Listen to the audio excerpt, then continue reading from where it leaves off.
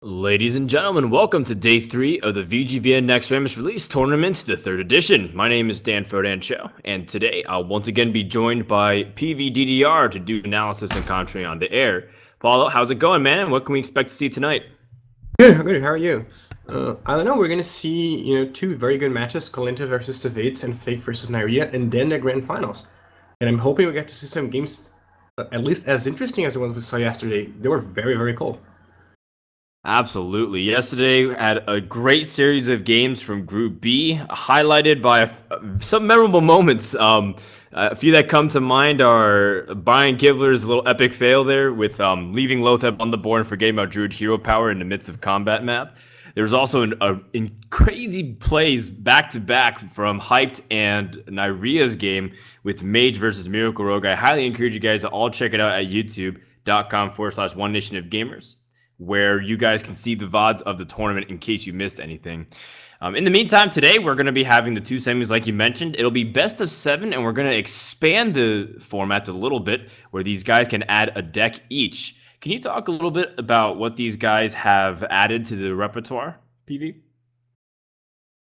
Yeah, sure. So both Colento and Aria added Paladin decks. They're very similar decks to the one that Savitz is already playing, just Paladin control with qualities and stuff like that. Fake added Hunter, so he was, I think, the only player who did not have Hunter in his lineup, so now he also has it. And Savitz added Miracle Rogue, which is also a deck we saw a lot the past 2 days. So not a lot of new things, I guess, except for the two Paladin decks, but we've already seen that from Savitz. So no one should be caught off guard here. All right, so I can get behind it. Paladin is a deck that people for a long time didn't see in the metagame, and people are pretty happy that it's a viable archetype now. They control Paladin. People missed it for a while, and now it's back because the metagame has slowed down a lot. By the way, guys, today's your last day to enter for your chance to win the Zeus Mini Sire Power PC. If you visit the link at the bottom of the overlay, as well as type giveaway in chat, you guys can be the first early birds who can get the info and subscribe while you can. You take a few seconds to get ready for the first match of the day. Let's hop into the class selection and see what's going to be happening between Colento versus Savitz, our first match of the day. Keep in mind, this is a $2,500 US prize pool where the first place gets 1,000, second place gets 500, and so these people are trying to make sure to ramp up their money accordingly. They're guaranteed 300 for making the semis, but you obviously want to hunt for that first place prize here.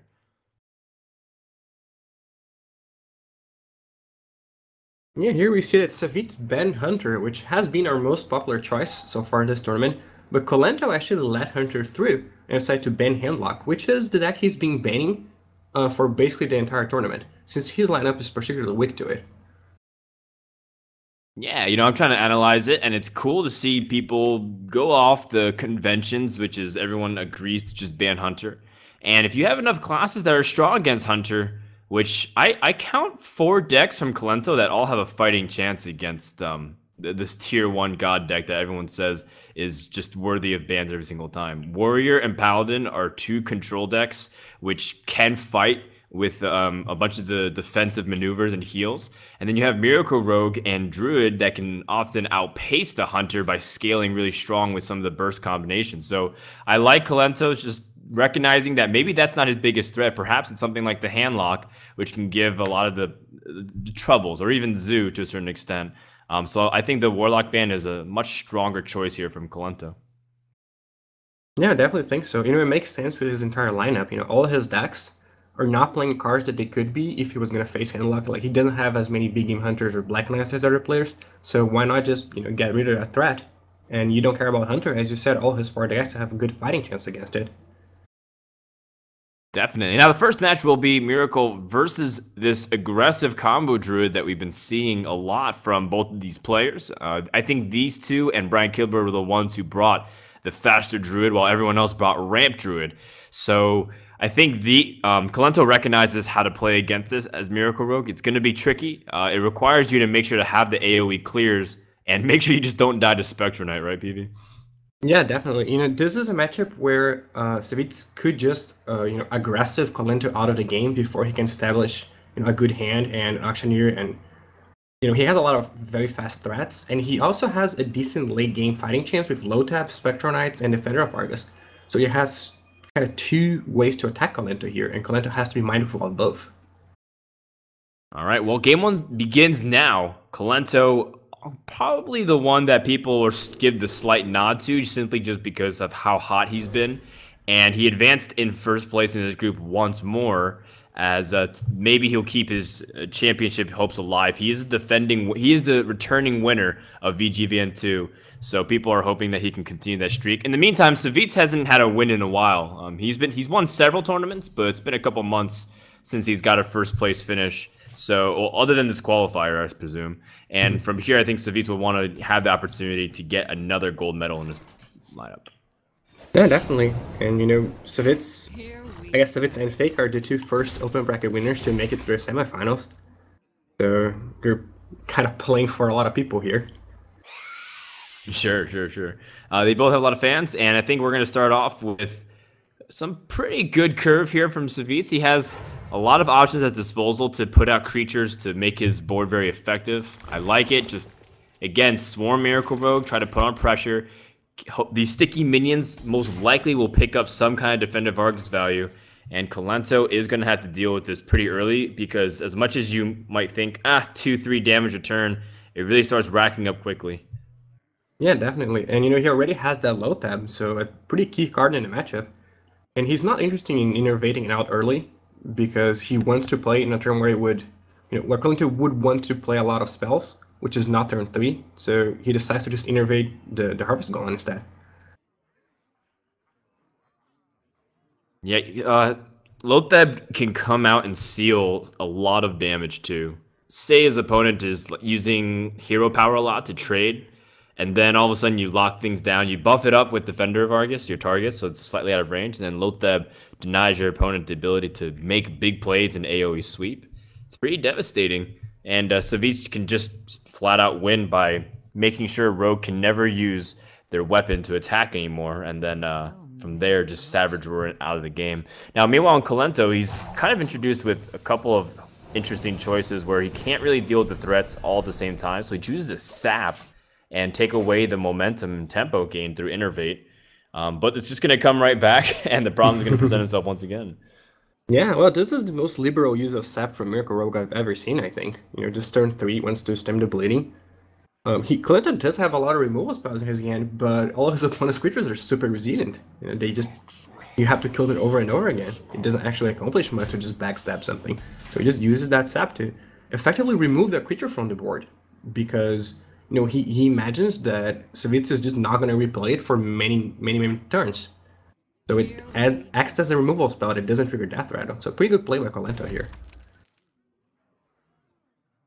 All right, Kolento picks up Preparation. It's starting to look decent in hand if he had the Gadgetzan Auctioneer. But until then, it's just kind of hoping he's able to draw something like that. As he does have some key cards, and he might want to wait for the Azure Drake to come out before he uses Backstab. So it seems like this turn is more like a weapon out pass of some degree, but he's going to attack this this Haunted Creeper beforehand. And what is he playing? What is he playing for when he attacks his spider here, PV? Well, probably either he's playing around Defender of Argus, which is coming down, or he just wants to be able to kill the spider and then use the Blade Flurry that he has, or a potential top deck Fan of Knives to clear the spiderlings. I'm assuming the possibility of that happening is worth the 1 damage that he took. That's from his point of view. All right, well, the Defender of Argus does come down, and the game plan of Druid's pretty straightforward. Savitz just making sure to stack and be aggressive. Kolento has the opportunity to prep something out, maybe backstab as well. It's a little tricky because you want to stop taking damage as much as possible, but you don't want to expend too many resources here and waste everything. Yeah, I mean, at this point you want to backstab the 2/3, but if you do that, you run the risk of not having those spells by the time you draw action here. So, there are costs. Even though it costs 0, it's, just losing that card is a significant cost, but it's probably not going to get much better than that. That's right. A mechanic that often isn't exactly obvious is when stealth minions get taunt and they're still in stealth, you don't actually have the taunt active. So Kolento can bypass that until the Shade of Naxxramas reveals itself. And in the meantime, Savitz still seems to be holding his Shade of Naxxramas. And that's one of the characteristics of a player who has experience with this card, because a lot of times players are very anxious to get the attack off now that it's been powered up a little bit. And it seems like Savitz is going to be very selective with his timing on it, when to be aggressive here. Yeah, for sure. Though if Kolento plays Lotheb here, that will kind of force Savitz to react, I think. It will at least force his own Lotheb. Which is not the optimal time to play it, because Kolento doesn't even have action here yet, but certainly a pretty good card. Now he feels safe attacking with the Shade, because that protects the Lotheb from an attack from his opponent's Lotheb. And his opponent can only cast 1 spell. So unless it's exactly Sap, he will have to cast Eviscerate and attack with the Lotheb into the Shade here. So not a good position for Kolento. His opponent has a lot of damage. Yeah, how does Kolento deal with something like this? Does he... you want to save Blade Flurry with like Deadly Poison and get value, but that's another way you can use if you don't want to waste Eviscerate here. Other than that, there's not many ways to get past this Shaded Next Rammus wall. And Kalento is already at 17 HP. Oh man, trading your own health. That is really painful. And that's actually game already because Savitz has Force of Nature. This is something that Kalento had to make a tough choice, I believe, if he wanted to keep the resources in hand, but this is already game. Yeah, and Kalento put himself that to a lot of things there, you know. Savage Roar, Swipe, the Force of Nature that his opponent had. But, you know, he felt like he had no choice. He couldn't just spend an Eviscerate and an attack to kill the 6/6 and pass the turn, having no board versus his opponent having 2 creatures and having the advantage. So, you know, I'm sure he knew it's not very likely that I win this game, but this gives me the best chance. Well, Paulo, that game was a little anticlimactic because I expected it to go a little bit longer. Kalento had obviously didn't draw his gadgets in and was hoping that he'd have more juice to the deck, but in the end, it seemed like, you know, the aggression was just too strong, and that's what this Druid deck excels at. Being able to pressure too much to the point where you don't get a proper setup. Now let's throw it back to this other side where if you play a really slow deck versus this fast Druid and you have enough taunts to set up in the way, so that way Savage Roar and you know, Force of Nature can't really be too effective, then all of a sudden this deck kind of struggles unless it has a really good start and you have cards like Ancient of Lore to drag you into the late game with a lot of power. I personally like the Paladin. Do you like the Paladin here, or do you feel like Druid is still in a good spot? No, I definitely like the Paladin. This is the weird spot where the Druid deck is, you know, a little bit faster, but not faster enough that it can kill the Paladin deck before it does what it wants to do. And since it's not faster enough, then those cards that make it a little bit faster to begin with are actually liabilities in the late game. So if you go to the late game, I imagine the Paladin deck has, you know, a lot more trumps. It has a lot more expensive, powerful cards. And I think it will go to late game. You know, the Druid deck is not fast enough to stop that from happening. Though there is one very good advantage for Savitz here in that he already knocked out Kalento's Miracle Rogue deck, which I think is Kalento's best deck to beat Savitz Paladin in this match. So now that that's out of the way, you know, maybe the Paladin deck can just... if he managed to knock Kalento's Paladin deck as well, then Kalento will have to Warrior and Druid, both of which are not great against Paladin. So I still like Savitz's position here, even though I think he's going to lose this game. Sorry. Yeah, I think getting that first win is really important too, because often the field is usually pretty light against everything. It's not like all 4 of your decks are usually good against one class. I think the exception here is Kalento's Hunter, or Kalento versus Hunter. So you bring up a really excellent point, making sure to get that early lead so that way you have the strong advantage matchup-wise. Game 2 is beginning, so let's jump into the board, see if Kalento can even it up here. Paladin is one of those slower decks. Yesterday, it breeded some of the longest games yet in VGVN history, as a lot of the games went to fatigue.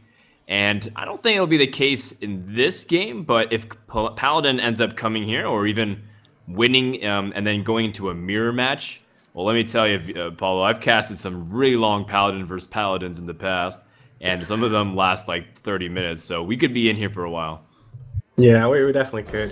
And Kalento here, I'm sure if he didn't have Wildfire Master, he wouldn't even think about keeping the Holy Light. Since he does have it, you know, he considered maybe being able to use that effect, the spell effect, but decides that in the end, he's just not interested. And, well, a very good start for Savitz. It's the best start you could possibly hope for, which is a turn 1 Shade of Next Rammus, which is only going to get bigger. That's right. Only to be countered by... What is it? Like, you can't even counter a turn 1 Shade, at least in the normal... Like in a reasonable means. Like the only way you can counter a turn 1 Shades, from what I imagine, is like Arcane Missiles or like Mad Bomber, cards that no one's really playing right now. So you're just gonna have to deal with it. And Savitz just goes for the immediate attack and says, you know what, I'm not gonna wait too long because I recognize that there's a lot of opportunities for Paladin to answer it if I wait long. So I'm gonna try to get as much damage as I can now. Yeah, and what can Kalento do? You know, he has Humility in his hand, but if he plays it, the Shade's just going to get bigger anyway. So he's going to shrink it. You know, it's a temporary thing, but it doesn't stop its ability. Right. And it goes down to the idea that Savitz realizes Paladin plays slow, and if you try to slow play it, wait with the Shades of Naxxramas, and try to like make it grow really big. Not only can they answer it, but they can rebound easily with all the heals and taunts to make Shade a lot less effective. So he's doing his best to try and put pressure. He even thought about Savage Roaring to take out the Wild Powermancer and push. And now Shade Naxxramas has to start over. He's a 1-1, and next turn he's just going to be a 2-2. Yeah, it's going to, you know, potentially get hit by a Stampeding Coder next turn. But, you know, there's still that Golem there that could absorb the hit. And also this Keeper. Yeah, you're really hoping the Harvest Golem takes the hit. You don't lose any power on board, and you'll still have 4 minions. Kolento could whiff here. Oh, but he's got double Kodo, and that could be useful, unless he hits 2 Harvest Golems with it. Yeah, even if the Kodo doesn't... Oh, man. Doesn't flat out kill the Shade, you know, it still threatens to kill it next turn, so it forces a response, since it's a 3-power guy. But, you know, Savitz has a lot of ways to get rid of it. He could just play a taunt of his own, or could play a low tab and just, you know, not care that his Shade is dying, or could attack him with the other 2 creatures and hero power. This is to go for the aggression here. It is, and it's interesting because it's just a stronger minion, and he's not putting out something like Druid of the Claw because it's more flexible with something like Savage Roar on turn 8. Although, if you had the option, an alternative, to play Druid of the Claw to protect your smaller minions, so that way Shade Naxxramas doesn't just die here. But I think he recognizes his opponent has a lot of options to deal with it, and you know, if you just play Druid of the Claw defensively, he might miss this opportunity to sneak in damage and also shut down his opponent's ability to go for a board wipe. Yeah, definitely. Now he's looking at, you know, 13 damage. Oh man, hitting the damage golem. So this Keeper can trade now and be effective, or maybe Savitz can use Swipe or even Savage Roar with some of the damage that he has right here. Yeah, I like Savage Roar more because, you know, Swipe is guaranteed damage next turn, whereas Savage Roar's damage could be stopped by a board clear or a taunt guy. So this way you make sure Kolento's at 1 life, and he can't even play Guardian of Kings, so he has to heal himself some other way and get rid of the board. Oh gosh, this is so painful. Kolento's gonna bounce back to 7 health. The Veets will lose one of the minions on board. Most likely the Keeper of the Grove. Although, actually, do you kill the Keeper of Grove, or do you kill off the Lotheb in hopes that your opponent can have silence, like a second Keeper? I think you have to kill Keeper so that you don't die to Swipe. Alright, well, that 4 damage comes from Druid of the Claw, and Swipe is going to be a finisher. Does Kolento have another way to stay alive? This pressure from the Druid has been insane. No, it looks like he doesn't. He's just dead to the hero power here. Oh, so 2 very, very fast games. Wow. And that's a really important win for Savitz here. He even had Black Knight, so if a Taunter came out plus more heals, it would have been really difficult for him for Kolento to pull out of that situation. And Savitz is already 2-0 lead. This Druid deck's already served its purpose. And even if it loses here, I think Savitz is still very happy with the current state of things. Kolento is going to have to fight fire with fire. A token Druid that's slightly more refined than Savitz, because Savitz did sub in that Black Knight, which most likely will be useless in this matchup. Yeah, I mean, you still have, you know, it is a very good answer for a Defender of Argus that taunts Spectron Eye. You know, probably the best answer in the game. So even though I would say that Force of Nature is the superior card overall, we could see a Black Knight blowout, especially because I don't know if Kolento knows his opponent has Black Knight. Yeah, that's actually a good point. The surprise factor, because, you know, when I think about it, I always kind of I imagine that Druid of the Claw is going to go in cat form, and then you have like smaller targets that you buff, like a Harvest Golem that ends up coming back as 2-1 or Haunted Creeper. But yeah, you actually bring up really good points. If Kolento's not expecting it and taunts up the Spectrum Knight, that actually could go disastrously, so I take back my words. Great correction there. So let's go into Game 3 and see if Savitz can continue on this hot streak. Is he going to end this series 4-0? Last time what happened in the semifinals, it was very one-sided both ways. It was 4-0 and 4-1. And I really hope that's not the case here, but it doesn't look like Savitz has any signs of slowing down at the moment. Yeah, and Colin's got to be feeling a lot of pressure here because if he wins this game, he'll probably have to face the same matchup he just lost, which was Paladin versus Druid. But I think he knows it's a favorable matchup for Paladin. He knows his opponent got a great draw and he wasn't super lucky. So he will be on the receiving end of that matchup next time. Oh my. Well, Colento ends up curving pretty decently with a turn 1 Harvest Golem innervated. And then now he picked up the Haunted Creeper. Otherwise, he was left top decking. And just basically hero powering if he didn't draw anything else. But it seems like Savitz also had a relatively slower start where he's not able to use his coin to match the card that Innervate was putting out. And this is the power of starting off really fast. The tempo is really key here in this Druid matchup, so that way you don't lose momentum on board. Yeah, I mean, if you manage, Colento's position is very comfortable. It's still very early, his opponent has time to react. But what you want to be doing is you want to be the guy who has the board when you pass the turn. So if you ever have to react, just for example, you have no board, then your turn has to be swipe pass. That's really bad for you. You really want to have the last minion standing. And now at least that Shade is going to make sure that Colento cannot clear his opponent's board. So another instance of it being very important that he cannot be hit the turn it comes into play. Wow, yeah, this is a moment just to think. As much as it's clear that you don't want to use your spells a little wastefully, you always kind of think whether or not it's worth using Savage Roar here. And with just 9 damage, I don't think so. But there is merit to just analyzing if there's enough damage in your hand to do something like this. And obviously, we know it's a smarter play considering how much Savitz can improve the board the next couple turns. Say he drops Defender of Argus. Next turn, he can drop an Echoing Ooze that's taunted, and then there's just a lot of smaller minions. And he's going to need to keep something like Savage Roar to maybe clear as opposed to do damage. Yeah, for sure. Savitz probably... Oh, I was going to say he doesn't even use this coin because he wants to Echoing Ooze Defender of Argus next turn. But apparently, thinks it's fine to wait a turn for that. It just, again, does not attack with that Shade. Doesn't want to expose it to a swipe, I assume. Yeah, well, he's going to go for a very defensive play. I guess he's recognizing that there's a lot of pressure that his opponent can be on. And his opponent might be coming up on a turn where he has to put out a 5-cost minion that's going to be 4/6. So the matchup has slowed down a lot all of a sudden.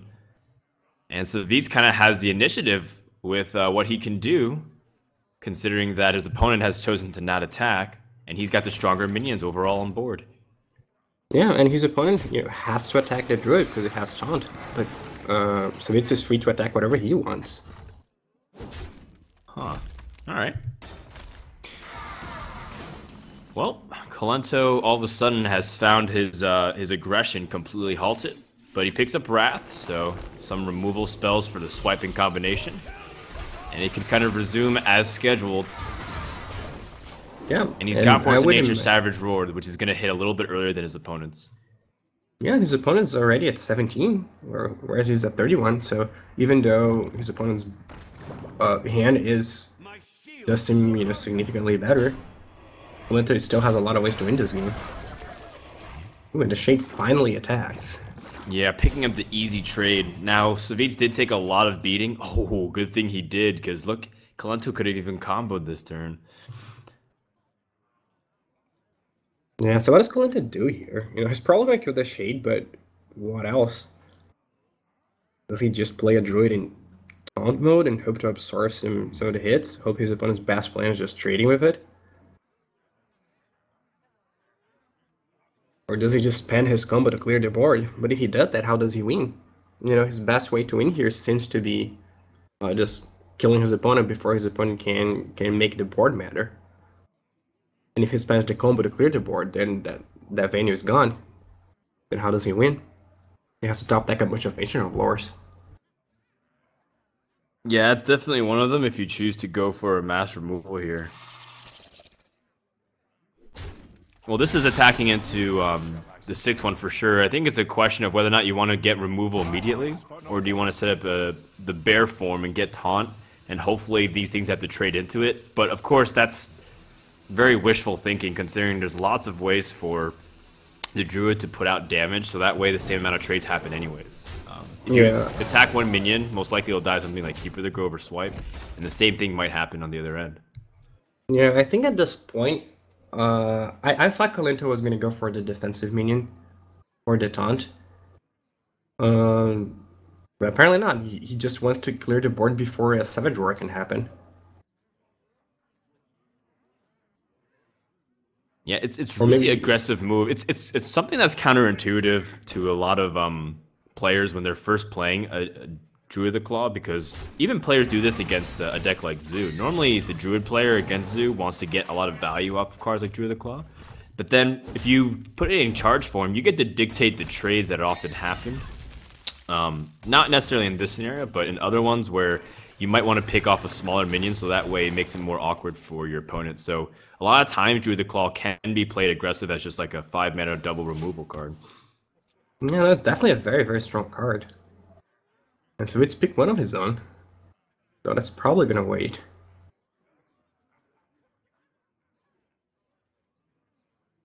Savitz, what do you do here? You Defender of Argus to trade with that Ancient of Lore? It doesn't sound too bad. Play Harvest Golem and Defender up, put 2 targets on. Yeah, Kolento did draw 2 of his other very powerful minions, so that's almost all of his late game that's already in his hand. There's only one more Ancient of Lore in his deck. I think you want to do that too, because you realize your opponent's coming up on turn 9, and he might have full combo as well, so it sounds like the strongest overall play. Yeah, and he just wants to clear the board, and make sure that the combo is not too devastating. His opponent's at 27, so probably doesn't think it's going to matter if he hits the face. Alright, now Kolento has to kind of be careful too. He says, if I go for a setup where I play one of my 5-drops, do I have to play Lotheb because I'm afraid of combo? But then Lotheb just easily gets picked off by Spectral Knight, so then the body is not actually very valuable. Versus if you go for you separate your combo, use Force of Nature for partially helping to clear. Is that giving up too much of your win condition? This is a little bit of a tricky situation for Kolento. Yeah, I think Kolento's best play might be just to play Lotheb Force of Nature, which is not good. But as you said, if he just plays that Lotheb, he's gonna trade with a 5/2 Knight, and he doesn't want that happening. At the same time, if he just plays Force of Nature, he wastes two 3s on a 3/3 guy that he could just wrath away. So not a lot of good choices for Kolento. He has choices, but none of them is particularly appealing. Alright, well, expend Savage Roar with it, so he can go for some kind of board clear, taking a little bit of damage. You can get behind it. You just reset the board. Oftentimes, you're relying on the combo for power as a finisher, but don't forget how much the board does matter, especially if your opponent has the turn 9, and he had a lot of potential to do big damage with combo. So, a tough choice, but I think a necessary one for Kolento. Yeah. And, at least Kolento knows he has a lot of his late game in his hand already. So I think he doesn't, at this point, whereas before it looked like he was only going to be able to win with the combo, and he drew Ancient of Lore into Spectral Knight and Lotheb. So that changed the situation completely. And it was very well done of Kolento that he was able to reevaluate that and recognize it. Okay, Kolento can put out Lotheb and Spectral Knight, but first you Wrath and see what you get. But I think Lotheb is a higher priority. You're at 15 health. You realize that it's going to be hard to survive if your opponent had a lot of damage. So respect the combo and place out the Lotheb.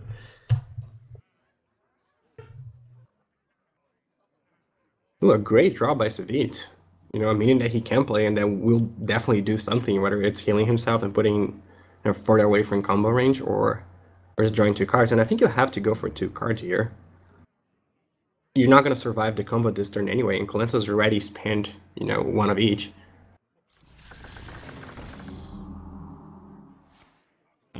He's not just going to go for the survive heal. the combo, but he's healing himself anyways. And let's see, 24.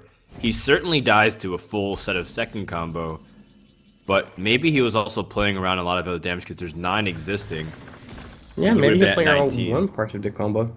Yeah, like probably just Savage Roar with like Swipe.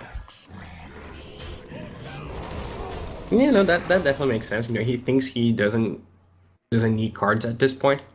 Atlanta did draw the Force of Nature, so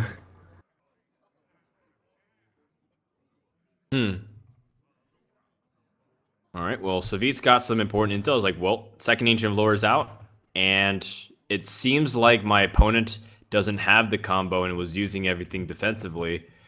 Now, he can deal with what's on board. It's a little bit tricky, but he too will also go for a combo and put his opponent most likely down to 1 health.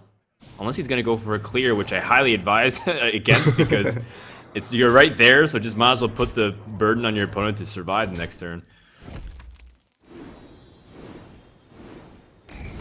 Alright, Glento needs Savage Roar off the top here. ooh, that doesn't do it. Yeah, Colenta could armor up, but that doesn't matter because his opponent has Keeper. So he can just shoot the face. Yeah. Alright, so a gamble that pays off. Savit's because of fist pump, realizing like, woof. Well, that was my all-in play, realizing that he had only spells in hand, nothing on board to kind of get that repetitive damage in. Oh, hey, look, Black Knight, I guess, does get value in this match. I must safeguard the land. Yeah, and Colenta can't be happy about that, you know. It's down to his last deck and has to 4-0 his opponent to win now. Wow. 0-3 off of this Druid deck. Oop. Oh, looks like he accidentally queued up right again. So we'll have to actually fix that administratively. Going to the Warrior deck, this can struggle a lot against the Druid as well for the same reasons that, you know, maybe other decks that are slow to the Paladin for the same reason. You just may not get to that late game whatsoever if Druid gets the fast enough start. And I think Savit's played a very nice game, a nice series so far. It seems like he's made very powerful moves and calculated his best chances of winning at every given moment. And this is one of the classes that I feel like Druid's favored against the most because of how hard it is for Warrior to kind of efficiently remove, especially if you have Spectre Knight early or Shaded Naxxramas that are shredding armor, and they can't ever utilize something like Shield Slam. Yeah, and again, Colenta does not have a Brawl in his deck. So I don't think Savitz knows that. But, you know, if it ever gets to a point where Savitz's board is just too good, Colenta will have no way to bounce back. He has to make sure he doesn't fall too far behind early, but there are not that many cards in the Warrior deck that stop that. You know, there are a couple of them, but he has to draw them. Yeah, it's going to be hard for sure. And Colento, I mean, it might be the case where he has to be extremely scrappy and then use a lot of cards early on. Savitz might hit something like Ancient of Lore and then just even outcard the Warrior, which is kind of rare sometimes when you're being the aggressive Druid. So it's not looking good for our reigning champion. Can he pull out of the 0-3 hole? It's not impossible, but it's going to be very hard. Let's go to game 4 and see if Savitz can pull out the brooms or will Colento stay alive here.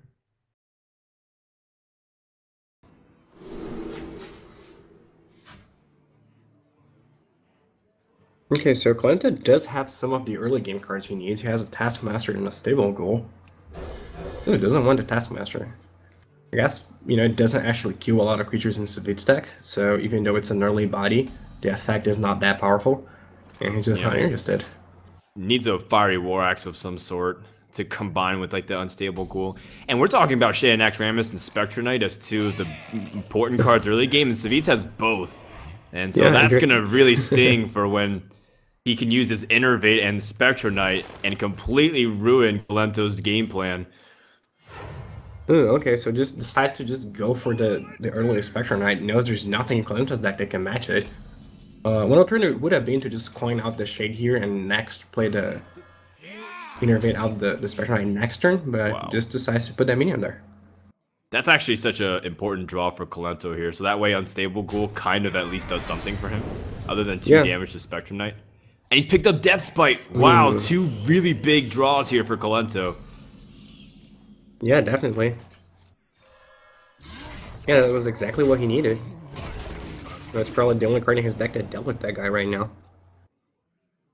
Oof. And a resounding no from the Warrior deck based off what's happened so far. Now, Savitz most likely wants to silence this Acolyte and deny any more draws, recognizing that most likely it's worth it.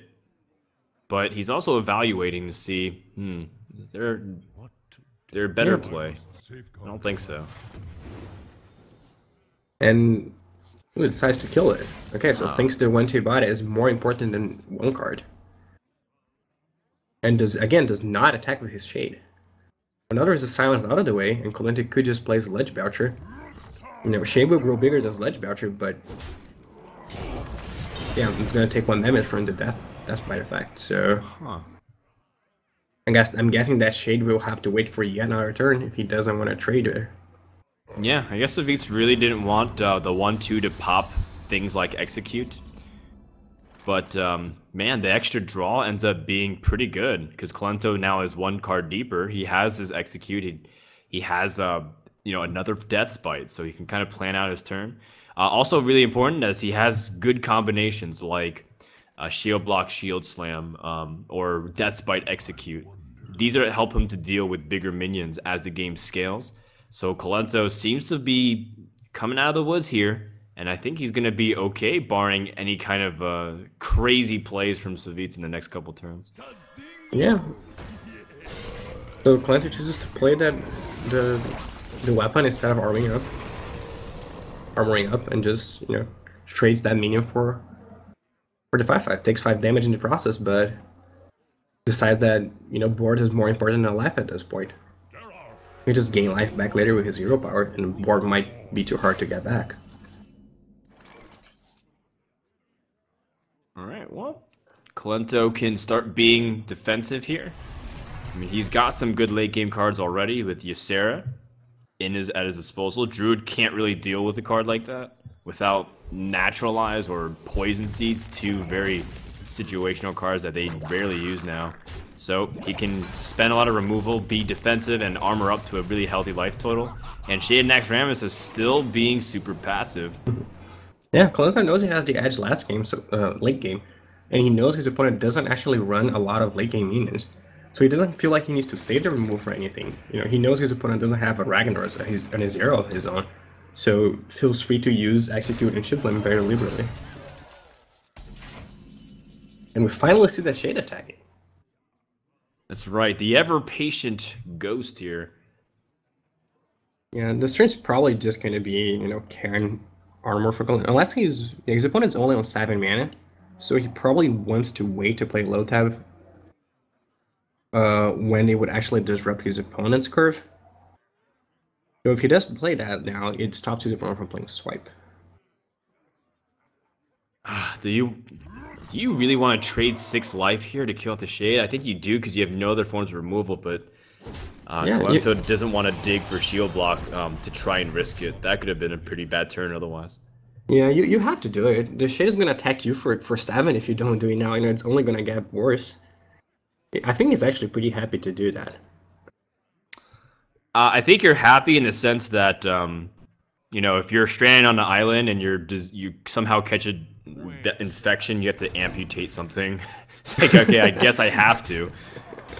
Yeah. So happy is a very subjective word here. It is better than the alternative. Yeah, I guess. Sure. How much does Savitz want to extend it to something like Brawl? Haunted Creeper is his last minion effectively, and then he's just playing spells. Yeah, I don't think he cares about extending that 100 Creeper into a Brawl. Well, he has he can't play Swipe and Force of Nature next turn, so he's only got 7 damage max from the hand. Yeah, now it's I guess a decent spot for Colento. I'm guessing he wants to play that low tab. He just doesn't want to just put himself bad to the combo here. But the question is, if he plays low tab now, can he beat the combo next turn? And I think he can, but clearing that board will be pretty hard. Oh, definitely. There's so many sticky minions, and they leave something every single time. So you go for a lot of small removals, and there's still Yeah. something there, and every single body counts as +2 because of what your opponent can do. Now, there's also a school of thought where if you can get away without using Lotheb, the longer you can hold him, the stronger your plays will be as a way to deny combo over the course of turns. If you just remove a bunch of bodies this turn, then you feel like you won't die to combo, then Lotheb can wait. And then that buys you extra time. Because we know the longer this game goes, the warrior is starting to become more in favor. But it also comes down to a very scary guess from your opponent. So I think Kalento's not going to risk it. He says Lotheb has to come down now. Not to mention that it's also damage on board with something like Alex Straza. He could flip the switch and do 13 damage right back as opponent if he shows a lot of weakness. Like, say he plays his entire hand and nothing else happens. So Kolento attacks the face here with Deathbite because he doesn't want to put himself dead to Savage War, which Savage just drew. Oh, So if he attacked any minion, he would die this turn. So pretty good play from Kolento. And he wants to set up that Deathbite next turn because then he can kind of clear those minions and also get rid of their Death Rattle effect. That is a really good observation. I did not notice that. And you're absolutely right. He has 13 damage. Savitz is 1 damage off killing his opponent right now. That's got to be really annoying. Because he can't hero power. Savage War costs 8. Yeah. So things lining up perfectly for Kolento as far as they could. But, his opponent still has that combo for next turn. And how do you but now that? you can remove completely, right? You attack Deathbite, and you can bounce back up to 15 with Alex Straza, and the plays continue. He's going to be 1 out of the range, and the Death Rattle order is so important. Savitz needs to get Innervate in order to end this game. Yeah, Savitz needs, Innervate or another form of direct damage spell.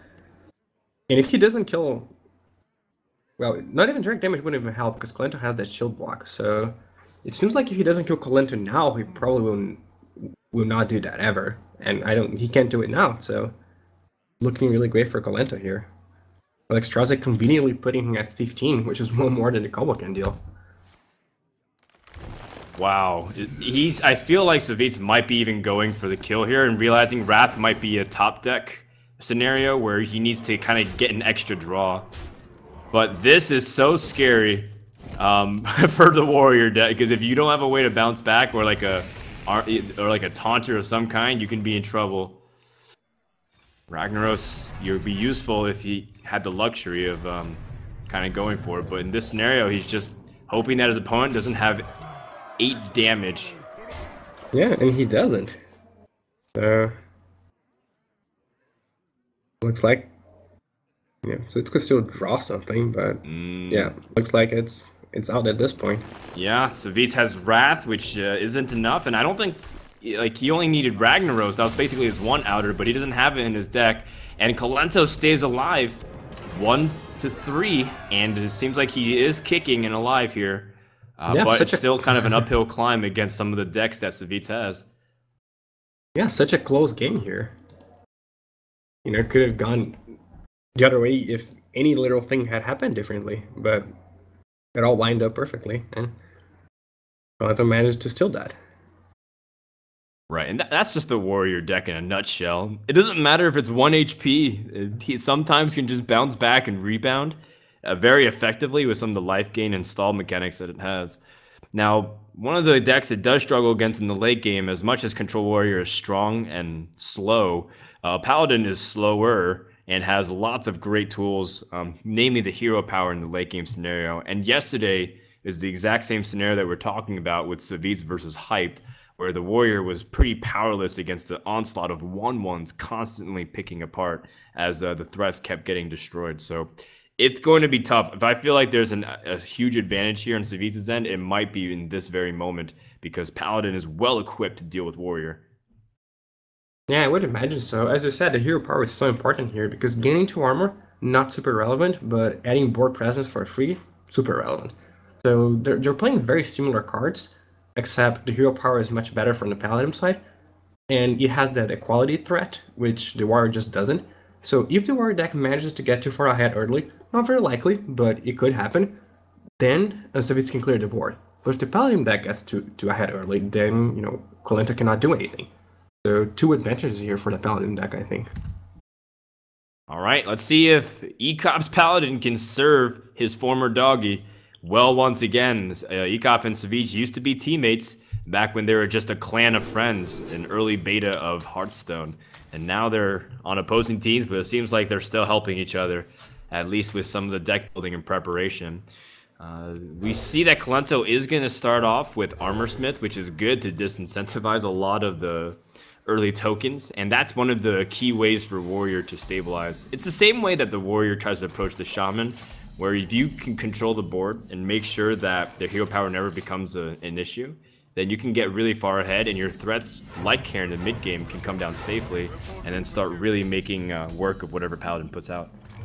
Yeah, here it's not as important that you get armor from Armorsmith, because again, the game is not going to be about that, but it is super important that you deny their hero power. Yes, well, there's also this thing of the Acolyte of Pain where you can kind of make it hard for your opponent to deal with it, but then you're, in the back of your mind, you're worried about an easy trade like Cruel Taskmaster. So I think Shade Next Ram is a slightly more safe play here. Yeah, and Shade does get better, the earlier you play it. Strike. Oh yeah, definitely. You want to get at the extra +1/+1 buff. Yeah, and he can kill the Armorsmith now. So that would, clear the way for... This turn is probably going to be Shieldmaster, but clear the way for Acolyte next turn.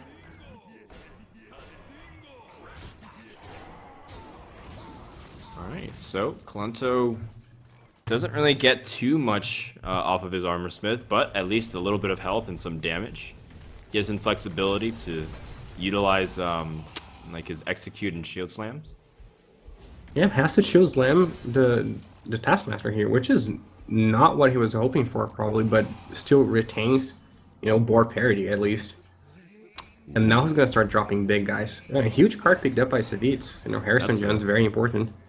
It's almost an insta-keep. If you're ever playing a control matchup against Warrior and you're absolutely sure it's Warrior, Harrison Jones is one of those cards that, Kit Kat says it's always a keeper because of its high impact. Not to mention it's just so good to replace itself in drawing a card. And of course, if Warrior ever gets sloppy and they just equip like a Fiery War Axe at the end of the turn and has 2 charges, then well, you're in for a very good day. Yeah, and sometimes they just plan their entire game around the fact that they think they're going to have a weapon next turn. Imagine that last game. If Kolento's Death Bite had gotten destroyed a turn earlier, you were just completely demolished. Oh yeah, for sure. Your game plan gets ruined. Now, this combination is always one of the favorites of Paladin, utilizing the Acolyte of Pain with some kind of attack reduction, whether it's Peacekeeper or Humility.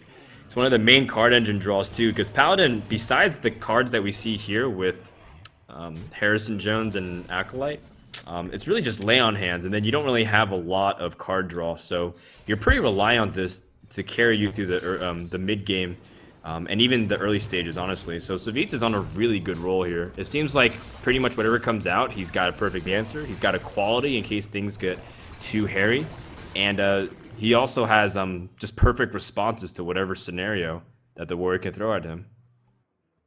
Yeah, now if he wants to be greedy, he could even Holy Light his Acolyte of Pain and then just keep attacking and drawing extra cards. Yeah, imagine he's not going to do that. But, ooh, interesting. Chooses to use hero power instead of playing Shade of Naxxramas. So it's trying to maximize cards as opposed to board presence. Doesn't think this game is going to be about tempo. Thinks this game is going to be about cards. Which is very sensible, I think, considering his opponent is at 34 and has a bunch of answers in his deck. So pretty good that he recognizes what's going to matter here. Oh yeah, Paladin games is a lot like life. It's not a sprint, it's a marathon. You have to really plan out the next course of 15 minutes of this game. Get mileage off of your hero power and recognize that your opponent could have board clears. He could have a lot of opportunities to completely make your cards go 1 for 2 or 1 for 3. So you want to try to maximize and make your opponent uncomfortable. Yeah, so Kolento just finally decided to pull the trigger on that Karen. So getting his 4/5. which is probably just going to die to a weapon attack, I would imagine. Once the unstable goal triggers. Yeah, attacking with this Aldor Peacekeeper versus the other cards, you want to make sure not to give your opponent too much armor. So as much as you might feel like there's an opportunity to attack with Acolyte and evaluate based off of whatever you draw, you don't want to give your opponent a little bit too much armor, just a small tidbit there. So Savit's really thinking through all of his plays. Kolento, in the meantime, he's struggling. He's just going to have a few cards, a few legendary threats, but most likely should be easily dealt with what Savitz has in hand.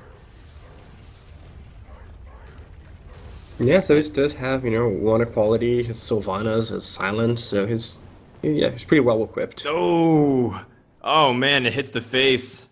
And that is not a good sign whatsoever for Kolento. Savitz has many ways to deal with this. Yeah, it is going to prompt a response, though. There's at least that. Are we going to see an equality here? Just to deal with Ragnar's? I think I like Sylvanas and just hero power a little bit better. Because most likely Ragnaros is going to be uncomfortable next turn. And you're not really you can't worried. just steal it, right? Yeah, you're not really worried about your life, though. Because you're at 17 and you have Guardian of Kings and Holy Light, if it comes to that. So you don't really care if Ragnaros hits you. Alright, well, Kolento does have the finishing combo of Deathbite and Grommash.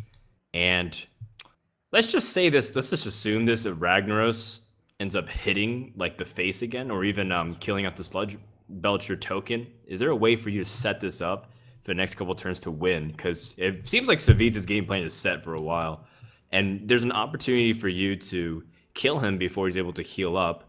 But it's kind of tricky here because Paladin has the board. Like, you can set these things up with Deathbite and whatnot if you're able to kind of pick apart and trade, but from here you're just fighting an uphill battle.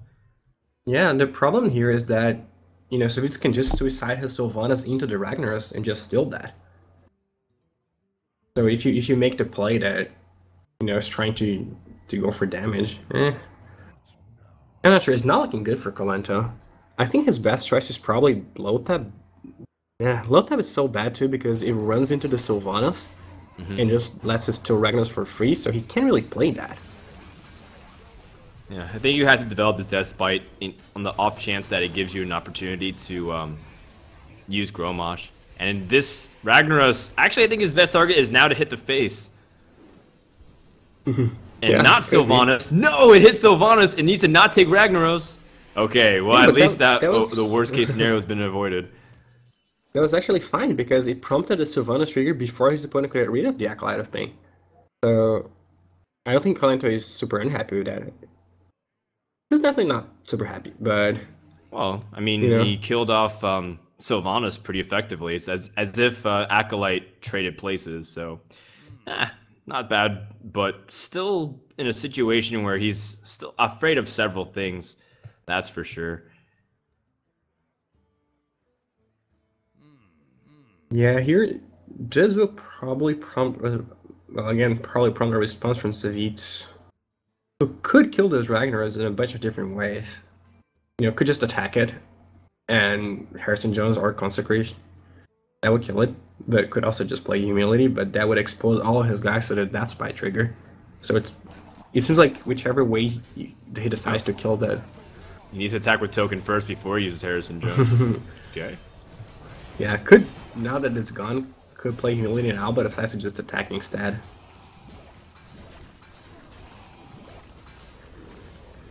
Alright, so Ragnaros is down, and so is one of the main ways to pop Grommash. Kolento does draw another thing to play this turn. Alexstrasza could be useful, but your opponent has so many cards, and it's just the same exact scenario. If Paladin can get away without using premium removal like Equality, and use minions instead to trade, then they're just so well suited for the late game. It's almost hilarious how easy it is for Paladin sometimes with how they effectively neuter a bunch of these legendary cards. Yeah, and Paladin always has a lot of cards in hand because they use their hero power so much instead of playing cards. Yeah. So even when you get what looks like a 3-for-1 or a 4-for-1, you realize, well, those were just your hero power means you didn't actually get a card. And this is one of the primary ways for Warrior to end the game. Grommash has been dealt with, so his best finisher has now been taken out. And there's only a few more threats, I believe, in Colento's deck, other than Alexstrasza. He has his own Sylvanas, and he has Ysera. Nothing else comes to mind, though. I think his Cairn was easily dealt with. Ysera does come into hand. He really needs a big card from this, like Ysera's Awakens.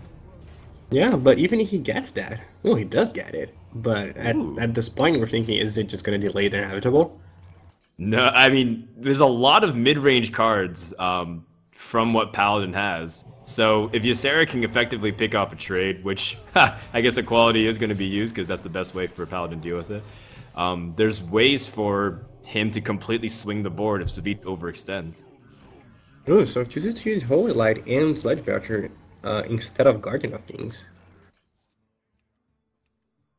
Oh, I forgot about Face's Manipulator. That's also a potential way to climb back if you could face those other opponents' really powerful cards. Yeah, like a Tyrion. Now that Harrison Jones is gone. You know, yesterday we saw someone steal a steal a Tyrion and then get their weapon Harrison Jones. But this can happen in this game. If Colento steals Tyrion, he's gonna keep him. Oh, there it is. Now, let's see. Are you afraid of your opponent going for like a Sylvanas steal on your Tyrion? Savith doesn't even think about it. He just realizes this is the best play at the moment because his Guardian of Kings is definitely not as strong as the Tyrion play. But Colento now has a great target for Faceless and might open up yet another opportunity for him to climb back in this game. It's not over. Yeah, and he also has ways to pop the Divine Shield and to get rid of the token. So...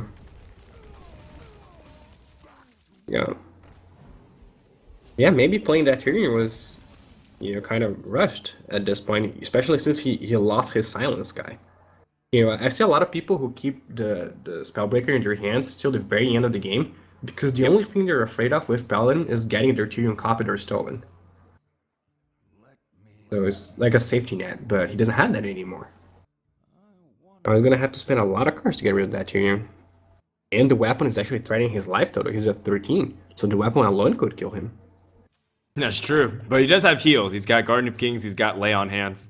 So I think the weapon burst isn't what he's concerned about as much as how do I effectively remove this without giving up a lot of my cards.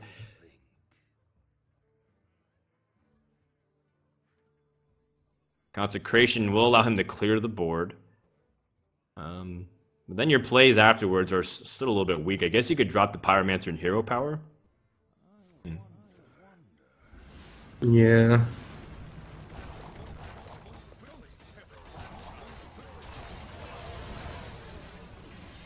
So both players getting Ashbringers. Yeah, and now that Grommash has been used, I think he's feeling really comfortable with his life total. Oh, I don't know about using the second Wild Pyromancer, because I guess you don't have an immediate proc off the equality. But this is for him to rush for damage in a way, because now Warrior all of a sudden is on like a weird clock that Paladin's able to pressure, and all of a sudden a win condition has been set when normally Paladin's just kind of a sit and wait for your opponent to run out of threats. Yeah, for sure. And, you know, those live game spells are going to be really important if the game comes down to a race. But it looks like Colento does not want to make it into a race. He wants to make it about board still. So recognizes that even though his opponent looks like he's vulnerable, he has a lot of heals in his deck. Oh, and man. Those are probably in his hand. Ooh, Colento is trying to, he's trying to bait as much damage, and then Alexstrasza himself back up to 15. So this is a kind of a clever way to exhaust one charge of the weapon and get use and even save like a taunter, so that way the weapon's a little bit less effective against his yeah, for sure, against his arsenal here.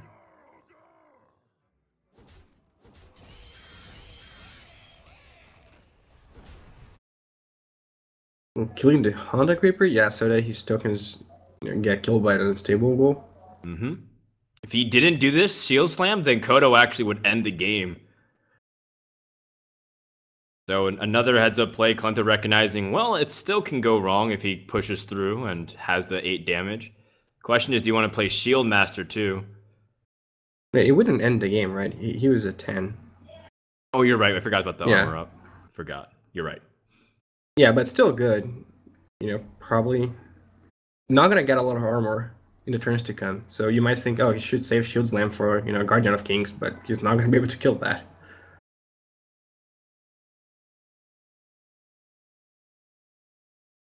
Wow, Savitz is hovering over his last equality because he realizes he also has Humility and Kodo. So the combination is still very strong, and he can take out whatever last few remaining threats. He knows Alex Straza is one of the few cards remaining that he has to be worried about. Yeah, and it's probably gonna come down this turn, finally.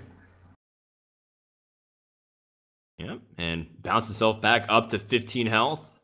Utilize Yeah. Ashbringer. Guardian King staying alive at 5-1 is pretty clutch because now the Kodo comes down and there's 10 damage on the backswing. Oh, even better than Humility. Yeah, for 2 mana, summon a 3/3. Sounds pretty decent. Ooh, decides to keep it. Okay, doesn't want to get brawled. All right, well, Colenso looks like could be on his last turn, but he's pulled out of tighter situations. Yeah.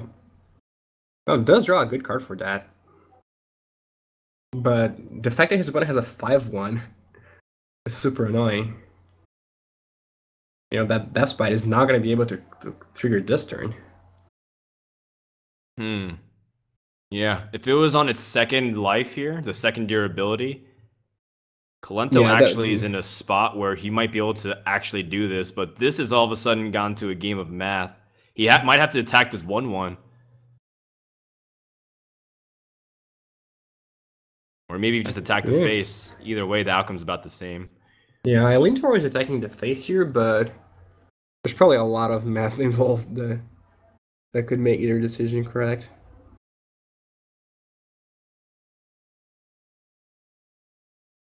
I think Colento still has Sylvanas too, by the way. Yeah, so I think if he can survive this and clear, he might be able to disarm whatever Savitz comes out next. Yes, he doesn't have a lot of threats himself, but again, he does have that hero power, which is in itself a threat. It's come down to so long that I think Colento's really worried about what other cards that Savitz could have at his disposal. And it looks like Savitz is going to draw. Oh, man, he has the Black Knight off the top, which means he's going to be able to push through. And Savitz is going to go to the finals. Yep. And it feels like Colento is not going to be able to defend his title.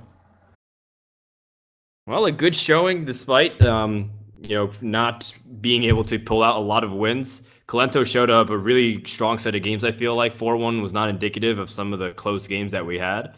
But overall, Colento is going to drop here, and his crown has been taken.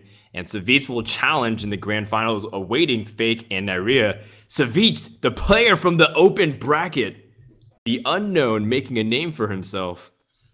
Yeah, could play against another open bracket player if Fake wins his match. That's right. That's going to be our next match. The first semis is done, and Savitz will await the winner between Fake and Nyria, two of the lesser-known players. We're just kind of saying Savitz was unknown facetiously, considering he did come in from the 256-man qualifier bracket. Another player did. His name was Fake, and he performed very well. In fact, he also did good in the BlizzCon qualifiers. We'll tell you all about it after the break. But before we do, we want to remind you about your chance to win the Zeus Mini Cyberpower PC at the link you see on the screen. Also, type giveaway in chat to see more about how to subscribe to the VGVN the VGVN newsletter. It's not a newsletter about Naxxramas. Find out a little bit more about what they're trying to do to make sure that voters' rights for video games are properly informed and what they're trying to do in the Supreme Court. It's a lot of cool stuff, and it's free, it's easy, and it gets you eligible to win this raffle. So make sure to check it out while we take a few minutes and get ready for our second semifinals between Fake and Nyria here at VGVN3.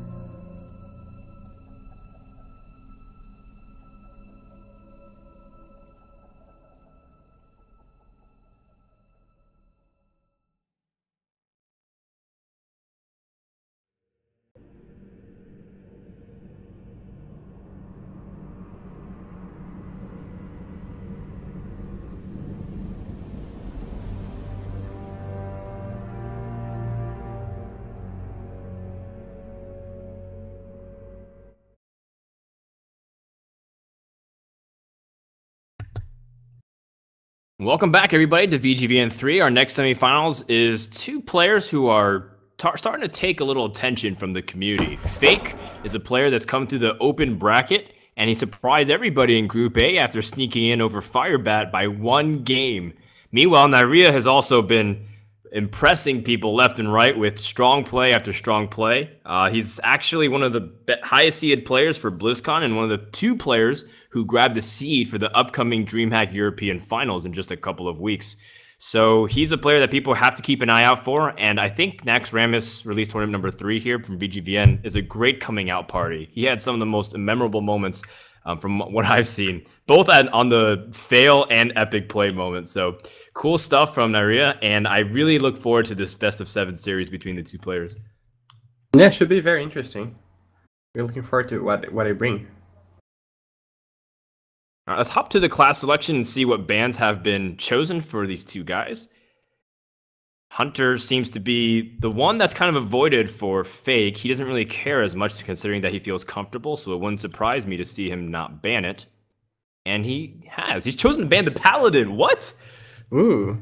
Which wasn't even Nyria's deck to begin with. You know, Paladin was Nyria's 5th deck that he added because he got to the semifinals. It wasn't his original lineup. Wait.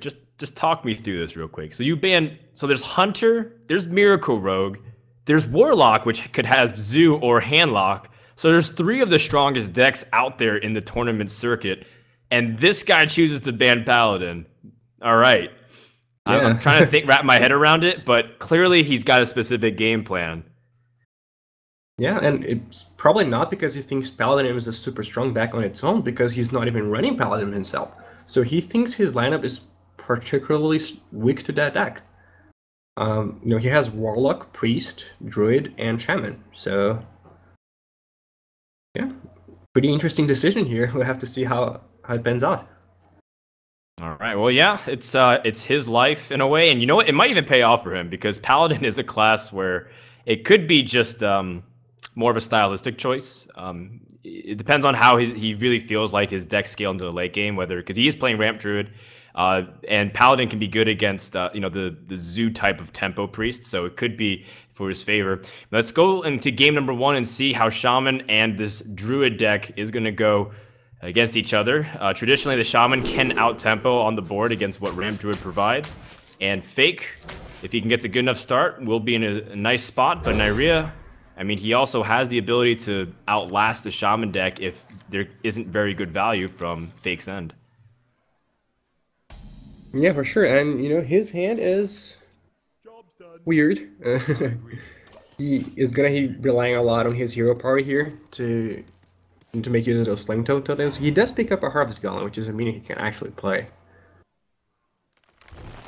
As we see, you know, a very early wild growth for Nyria yet again.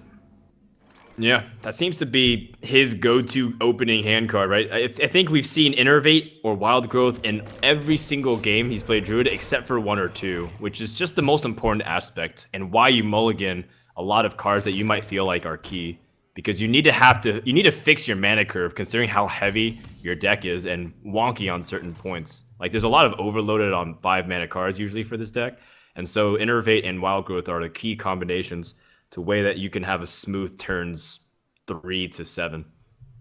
Yeah, I mean, all your other cards are very replaceable. You know, they basically do the same thing. You don't care if you're playing a big 7 mana minion or another big 7 mana minion, whereas Wild Growth and Innervate are the only cards that you actually want in the early game. So it makes sense to mulligan away everything else just to try to get those cards. All right, now Fake introduced with an interesting choice of trying to remove what's on board. I think when you see Wild Growth, you definitely should deduce that it's a Ramp Druid. I don't think aggressive Druids run Wild Growth anymore. That was kind of a flavor choice by a lot of token Druids as a way to get synergy off of cards like Violet Teacher. But for the most part, decks have streamlined a lot. So as much as you might want to try to seize control of the board with like Earthshock, I think it's better just to play the Harvest Golem. Yeah, if you play the Earthshock there, you get super vulnerable to Ancient of War. So you really don't want to just spew it off on what is probably your opponent's worst minion. I wonder. All right, Fake gets Undertaker. Kind of sad that he didn't draw that until just now, as it would have been great to have 2 2/3s. and he could have even used Rock Biter to trade and push through, but just has to live with it. Yeah, it does eat that taunt totem again, which is not gonna be super helpful, but I guess none of the totems would have been. Yeah, what do you do now? Do you just trade Rock Biter and half your Golem for his Taskmaster? Yeah, looks like he's gonna do it. In a very weird way, sometimes the taunt totem as a shaman player, I don't know if you ever go through this, but sometimes you just want them to, when you have flame tongues in hand, you want them to ignore your totem. Like if you roll a healing totem, it seems innocuous enough that your opponent might leave it alone, right? So you're hoping that he just ignores it. Versus taunt totem's like, oh, he guaranteed kills my totem now because he has to go through it now. So. Yeah, definitely. Though I think players have been, the more I play, the more I realize that people have been starting to kill your totems over and over. Right. Which is, I guess, why some people play Bloodlust before in Shaman and no one does anymore, because you just know that your totems are going to get attacked. And Shaman has a lot of ways to make use of the bodies that are, very innocuous, and people just don't care as much about the 2 damage, they just want to kill your totems. But yeah, what you're saying is definitely right. All right, well, Fake doesn't have a very clear play. It's unfortunate he hasn't picked up some of his his earlier cards that have impact, like Gnomish Inventor, Azure Drake, so that he can get draws and fill up the board. He has to kind of just get value based off what it is, but these Shield Masters and mid-range creatures are doing a good job just throwing a big wrench into the plans of Shaman. Yeah, it's not looking great. And, we know both hands are actually pretty stacked. He has Fire Elemental and Alakir, his opponent has Ancient of War and Sylvanas. Ooh, decides to play both totems. Okay. Yeah, now if his opponent wants to finish off a totem with hero power, at least he gets the 2-1 Golem in return. Ooh, or not. Yeah. Removing these totems seem to be a good course of action, because now all of a sudden, excuse me, now all of a sudden it's going to be really difficult to kind of pick up a lot of trades with a strong board. Defender of Argus becomes his only other adjacent minion buffer here. So it seems like Nyria is in a pretty good spot just to remove. And from here, Fake's just going to be playing a little bit at a time, and Nyria can finally keep up with the pace of Shaman. Yeah, definitely. And, now his 2 Flame Tone totems are gone, so that's, something that Nyria doesn't have to worry about. Yeah, just gonna play a 5/10, and there's no hacks from Fake. So he's probably gonna have to Warshock and trade his Elemental. That's right. So I'm a little embarrassed. Unless he rolls Spell Power Totem. Oh yeah, that's right. He can get the extra damage in there. Oh, he gets Spell Power Totem, and that allows him to push through effectively. Yeah, that's huge for him. This lets him maintain board advantage. Yep.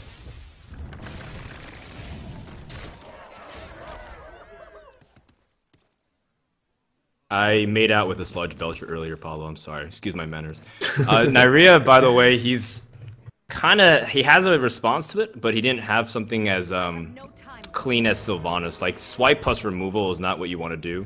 So I think playing Sylvanas is okay. You just really hope your opponent doesn't have Hex. But even then, that's 1 Hex out of the way for something like Ancient of War. Yeah, which he does have. He picked up his 2nd one. So, and Alakir cannot come down this turn because of the overload. So what's the play here?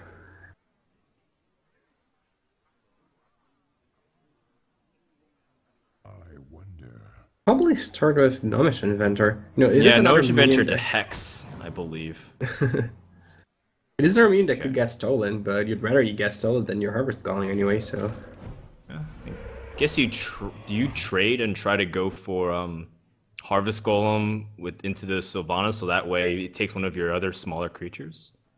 Now that you hit the Taunt Totem, you could just try to ignore the Sylvanas and go for the face here. Hope your opponent has to attack into it. But yeah, the other possibility is just hoping he doesn't steal a Fire Elemental. Okay, that's right. He does have Alakir and the Rock Biter now, so that's 12 damage.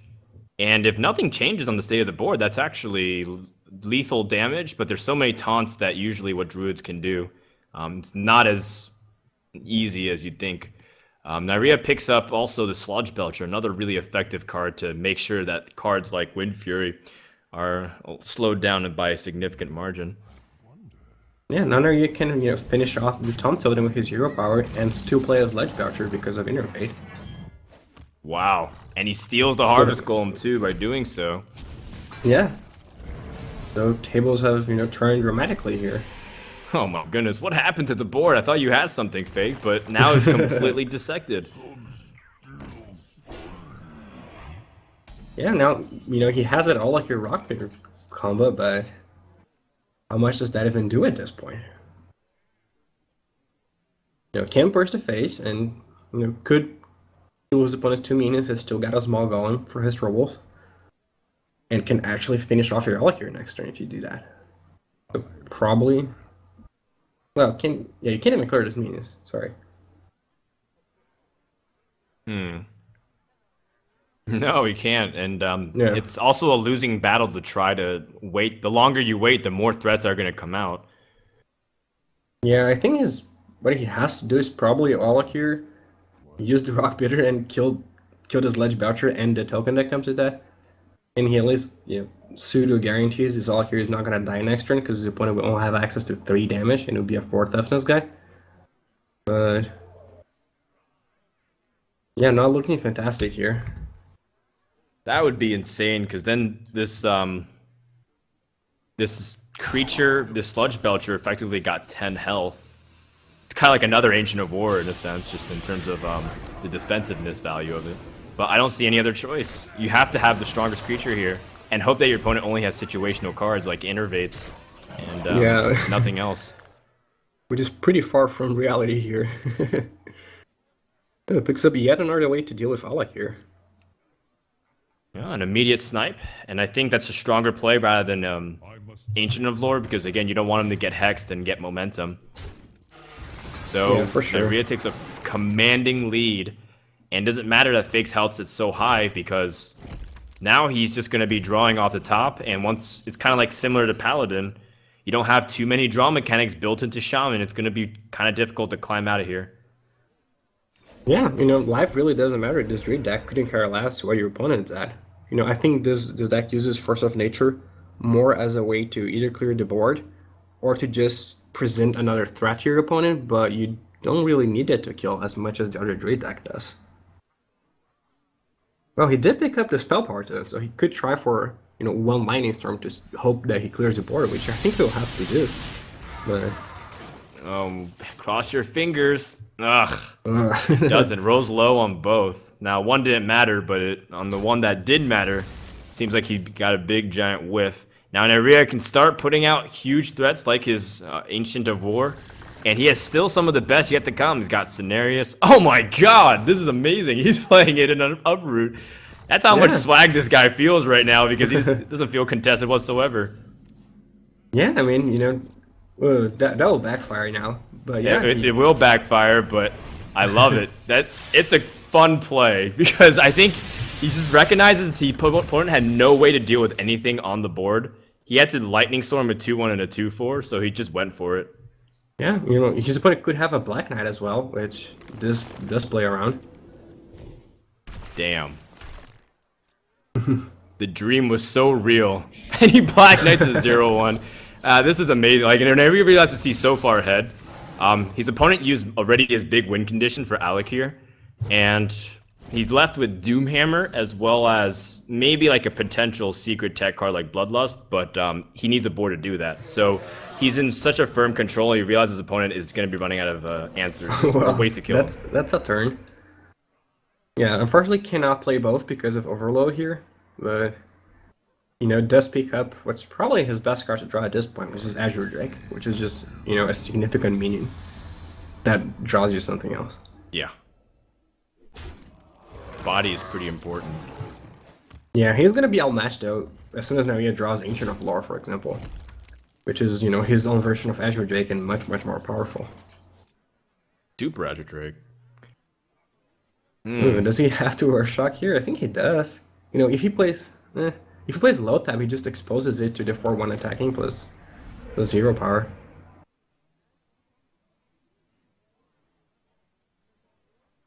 Yeah, I don't think you're left with a choice. Lotheb would just get his own Lotheb would get completely shut down, And Naria's gotten so much extra health because of his constant hero powering and the lack of pressure.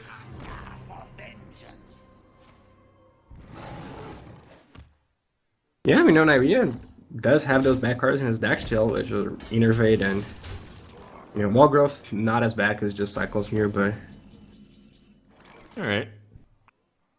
I guess this is the downside of playing a Harrison over like a second Azure Drake or something else, maybe a Sludge Belcher, kind of like what Brian Kibler did. Yeah, definitely not great for this matchup. And he banned Paladin too. Well, that's true. Well, it's more of that he's not afraid of Hunter. And Shaman is also Fake's most comfortable class, by the way. He's said that he's played thousands of games with Shaman over the past couple of months. It was like his main class. So to lose your comfort class this early definitely is not what you want. Also funny that Nairia draws Wild Growth, but he can't even draw a card because the empty mana crystal that he would gain will also cost 5. Oh, I didn't know that. Well, it is setting up it for... It costs 5, excess mana. Setting up for a good turn next turn where he's going to draw 2 cards. Yeah, Gadsden Auctioneer is the next card, right? Continue to draw.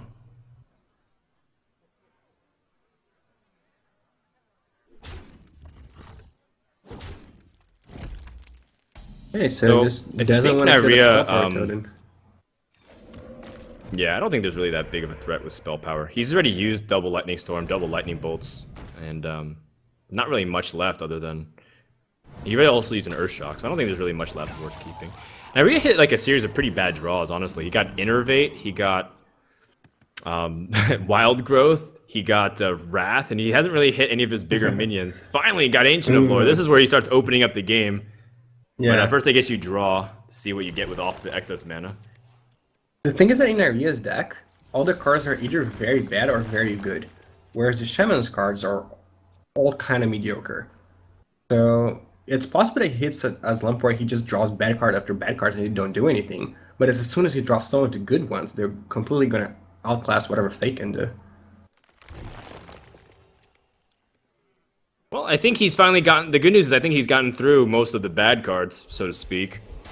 The quality of hand that he has is pretty good. He's got removal, he's got double Taunters next turn, and he's got really effective ways to sit on the board, and most likely the Ancient of War will trade in. Fake is still left top decking, but he's playing small threats little by little. The good news is that Spell Power Swipe already has been taken out of the equation because Thanos has been taken off, as well as Swipe. Yeah, but so are the 2 Flame Tome Totems, so even if he does get a bunch of minions in play, they're not nearly as dangerous as they could have been. Yeah, also true. Yeah, and Fake was really hoping for a Taunt Totem there to protect his Fire Elemental, which wouldn't happen. Oh, no, he's not even attacking a Fire Elemental, okay. Wow, so a Hex this late into the game is kind of unlucky for Fake.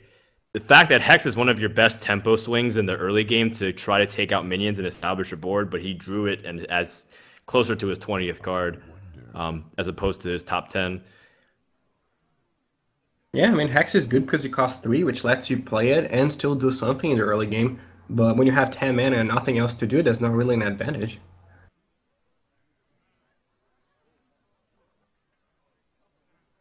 Also, what do you Hex? Probably the Sludge Belcher. You know, you're gonna get a Taunt Totem now, so that's gonna stop the hero power from attacking the Fire Elemental and finishing it off, unless he also commits the 5/5 to kill the Taunt Totem. Oh, I guess he would have to do that regardless, but that's true. I think you do kill off the 1/2 with the Hex, and then the Fire Elemental can heal up to a 6/2 anyways because of the healing totem. Oh yeah, right. So that'd be your best shot. I think so too, yeah. And then Fire Elemental is honestly still alive, and you still have like cards like Doomhammer, so there are ways for you to kind of actually win this game still, despite that Naria's been comfortably ahead for a while. Yeah, he but does Force have of that Nature keeper. now destroys him. Oh, never mind. Savage Roar and Force of Nature will destroy him. And that game has finally been over as Nairia has pretty much gone through most of his deck. And Fake will lose his Shaman here. Yeah, pretty unfortunate for Fake. Like, you know what will probably be his best deck is already gone in this best of 7. So has to power through his other decks that he might not be as comfortable with. All right, This is well, Handlock, which is understandable. Handlock historically has had a very good matchup against Druid. This Druid deck is, I think, a little bit better against Handlock than normal because he does have Big Game Hunter and Black Knight, as well as a lot of late game minions that could actually, put up a fight against Warlock's Giants. But I still give the edge to Handlock here. His minions are cheaper, bigger, and he has, good bar clearing and Shadow Flame. He does run only one Siphon though, which is a very good card in this particular matchup.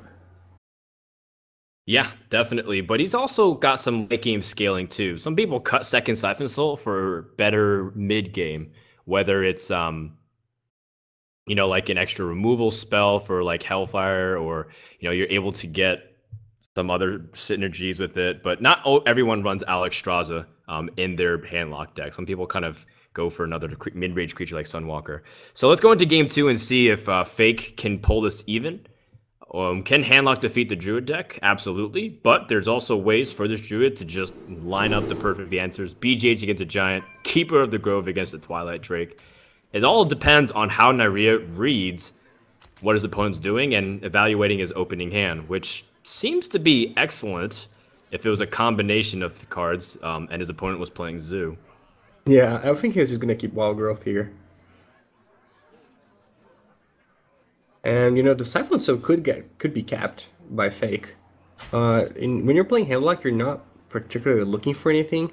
You want those Mountain Giants and you want those Drakes, but that's by turn 4. So I think it's reasonable to keep her one Siphon Soul against a deck has a lot of expensive minions. Apparently he just doesn't want it.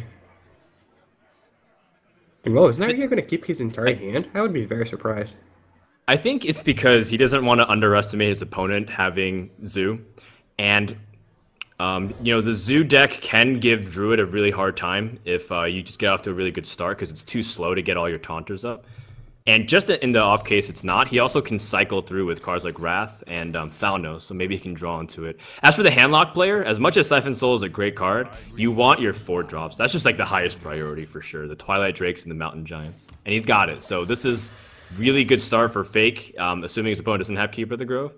And if he doesn't, then it's going to be lights out because Druid really can't deal with cards like this Twilight Drake without that silence. Yeah, well. Does find 2 Drakes, so it's pretty set for plays here for the next couple of turns. Drakes, Ledge Belchers.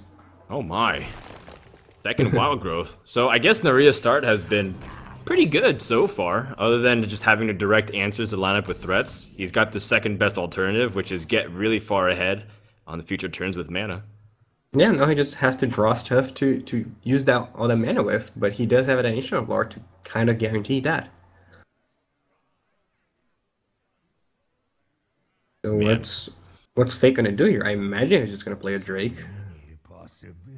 Yeah, you play the Drake. The discussion, I mean, I guess you could play Sen'jin if you feel like your opponent might have Keeper of the Grove, and then kind of like disarm your opponent's board a little bit. So that way, if he does have Keeper of the Grove, he can't just kill the Twilight Drake. So Fake is being really conservative. Yeah, interesting. He does open it up to the potential of it getting swiped or wrathed, but if Nairia does that, then he either wraths and spends his coin to place Ledge Belcher, or just wraths and doesn't do anything else. Yeah, playing Sunwalker seems like the better alternative here.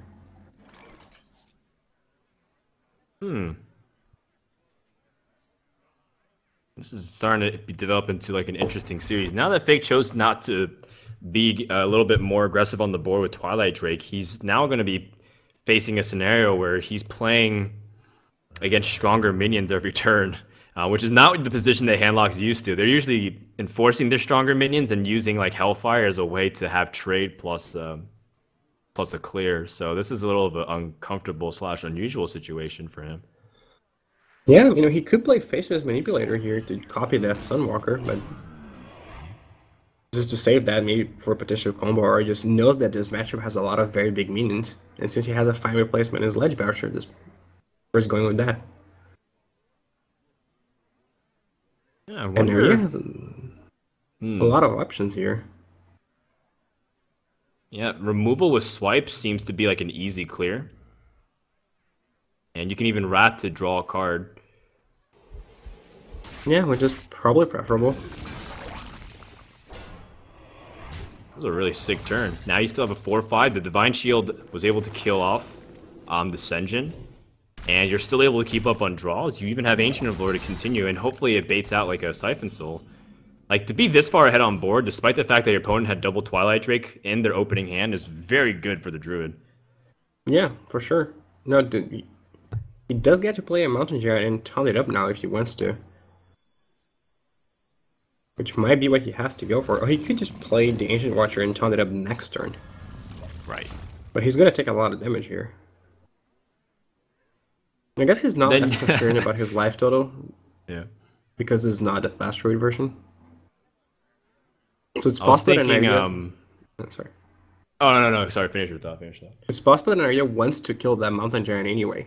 In which case you'd be glad you didn't waste your taunt. Yeah, it's kind of like this one situation where if you don't kill off this Mountain Giant, oftentimes, your opponent can just faceless it because it's like, well, we can't deal with 2 giants. And so sometimes you even see the scenario where if they realize they're going to be trading, they attack into the giant and leave it as like an 8-4 or an 8-3. So I think that's just a nice kind of heads-up play from Fake, realizing he could save his Sun Fury Protector and get better usage out of it, like on Twilight Drake instead. Also, not to mention that Black Knight could have blown you out like crazy. If your opponent had Black Knight and you lost the giant, would have been super devastating. Yeah, no, that's definitely right. I like his play more and more I think of it. I thought maybe his life total was getting dangerously low, and he would have to protect it, but against this particular deck, again, life total is not really your concern most of the time. So better to just save your taunt. Yeah, your point about the faceless is really good, because if your opponent ignores your giant, then your next turn is going to be, taunt both your minions and copy taunted giant. So you probably never be able to get through again. Yeah, not too long ago, as I think Twilight Drake and playing the Taunter is like the play here. Although you can choose to style your... I think if you play around Black Knight, that's much better than putting a big X on your Twilight Drake. Not to mention that silencing with the Keeper of the Grove on your Twilight Drake is a lot less powerful because you can't directly trade into it. So I think taunting the Ancient Watcher is better. But to kind of finish my point that I was starting, a couple months ago, before... Like when Miracle was really dominant and Handlock was one of the ladder decks used to counter it, some people were experimenting with like double Faceless, because then if you give up your Faceless and you have 1 copy to copy a giant, then you lose your combo potential. So some people ran 2, so that way you had the opportunity to copy your giant and then be able to use a second Faceless for like burst damage.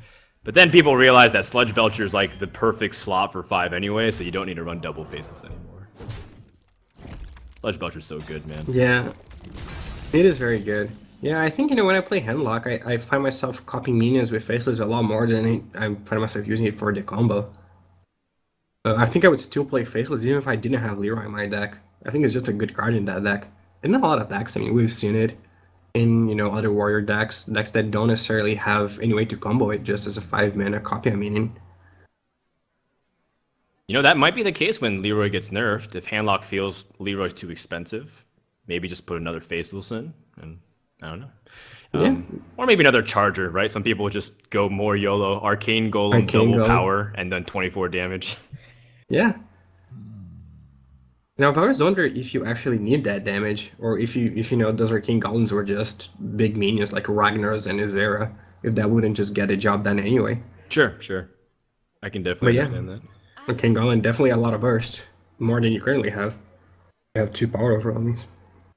God, there was this one deck that Colento played where all his plan was to use Chargers, Faceless, and Power Overwhelming. That was his. He had Bluegill Warrior, which is the 2/1 Charger. He had Arcane Golem. I think he had Wolf Rider, so he can just put out double power overwhelming and just do crazy burst damage every time. And the objective was to heal and life tap every single opportunity he could. And he got #1 legend with it. I forgot to mention that. Oh, which season was that? That was like 3 seasons ago. That was when people were still just kind of messing around, and Miracle still wasn't. I think it still wasn't as dominant as it was before.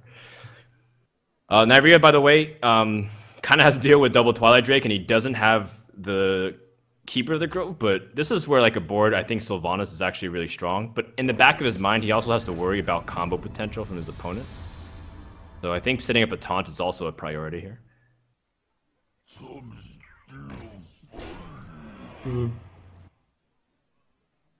Yeah, it would be hard for his opponent to burst him down with the combo. It is, yeah, especially since he doesn't have 10 mana. So you probably want to start worrying about it next turn.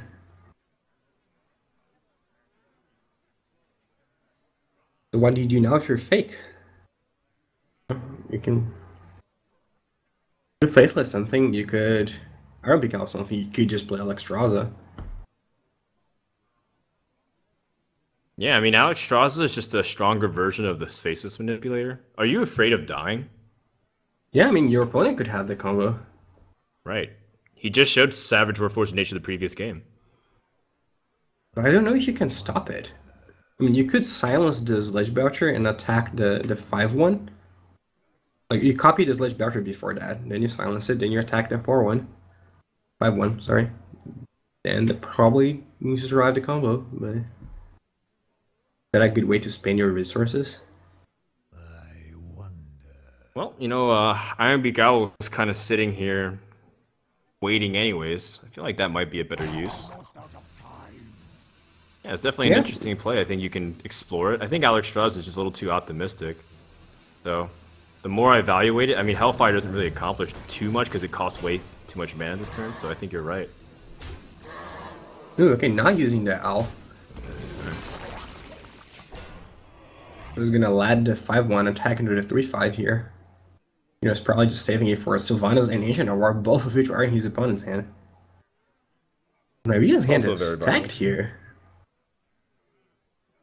Yeah, what I like about this Druid deck is that, you know, in decks such as, you know, sometimes Handlock and Hyped Mage deck and sometimes Paladin Warrior, you get to a point where your hand is all legendaries, and you can only cast one of them a turn because they cost so much.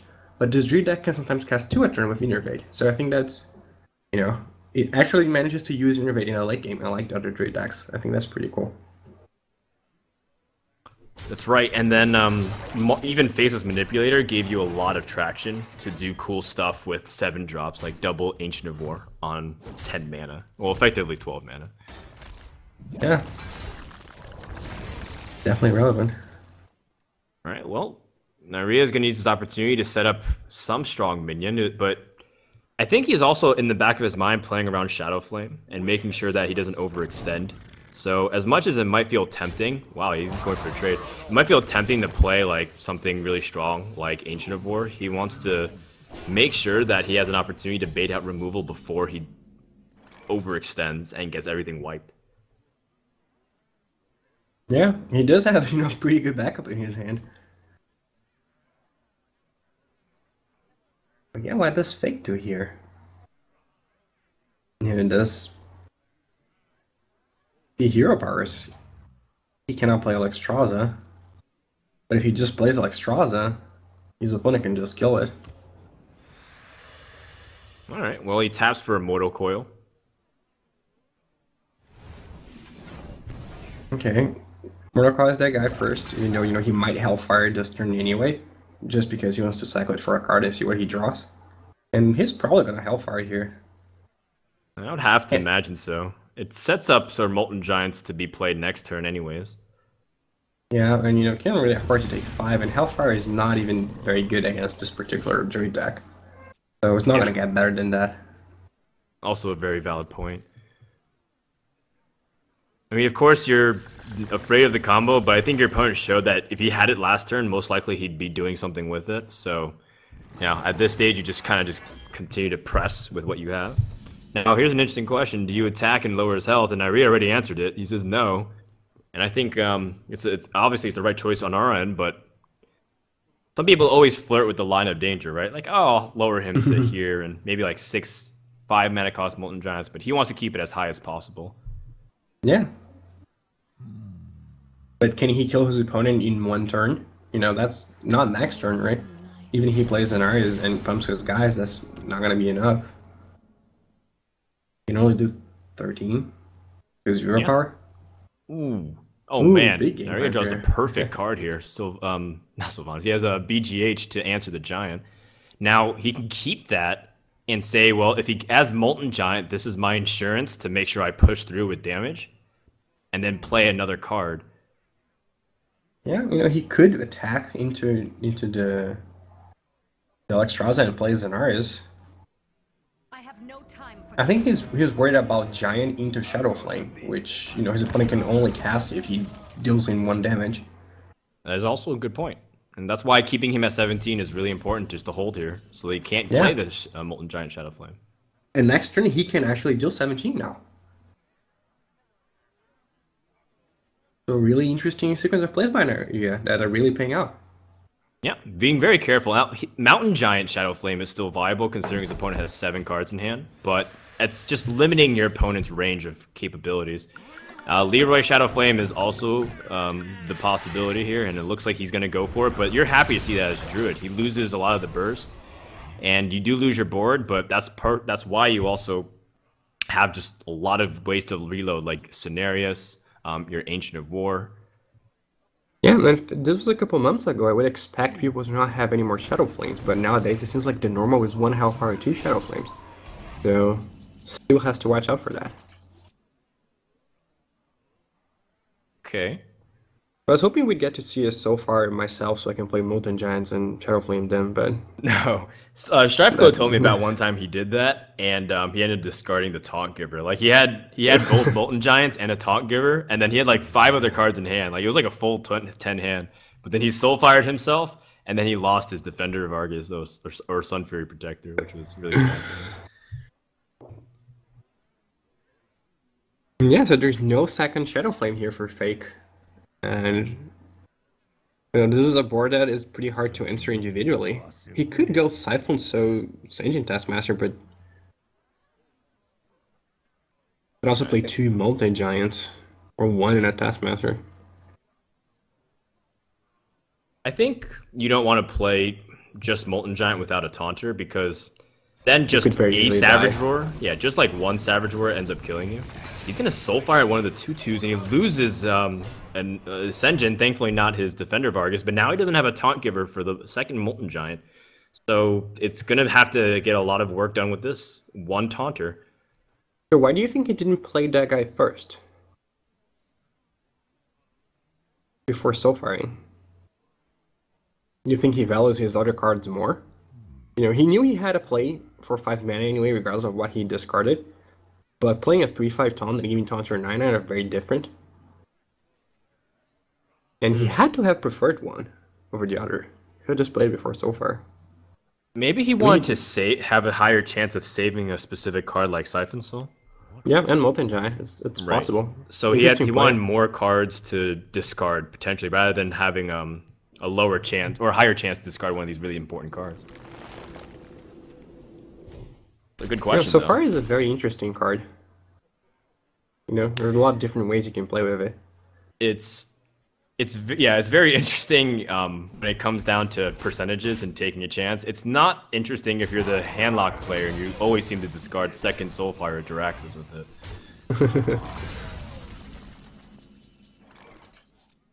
All right. Well, draws kind of a blank here.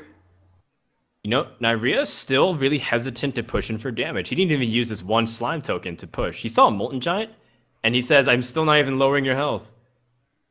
Yeah, but at this point, with his opponent at 10 mana and 14 life, like, are you really preventing him from playing something by not attacking? Well, I feel mean, like he's... Where are you going? Oh, you bring up an interesting question, just that you just don't want to give him free Molten Giants, effectively, without a game plan to back it up. His game plan is right now just play minions. If a giant comes out and he's able to remove really easy, like with the rest of his mana with Siphon Souls, then he might be in trouble. Yeah, but at this point, isn't 4 and 3 the exact same thing? Like, at least based on Fake's hand, it really is. Yeah, that's true. But then if you have like Molten Giant and then like Sludge Belcher and like another Taunt Giver or some other way to combo it, then you're just giving him more flexibility. You can't really necessarily read if he has the exact cards. Like obviously if he knew his hand, then probably he'd push in for that 1 damage because it's inconsequential. But I think overall it's a better and safe play, I'd have to say. Okay. A wall of taunts from both players. Yeah, but Ironbeak Owl on the Ancient of War is pretty good. Just to disable or Siphon it. Soul. Or oh, that's right. Forgot about the Siphon Soul. So can he afford to draw cards here? He's gonna clear the board. And he's gonna be at 15 life. I think he can. You know, he draws a card and... But it's not gonna clear the board. Yeah, he is clear the board, yeah. How many cards are remaining in each player's deck, by the way? This has gone on pretty significantly long.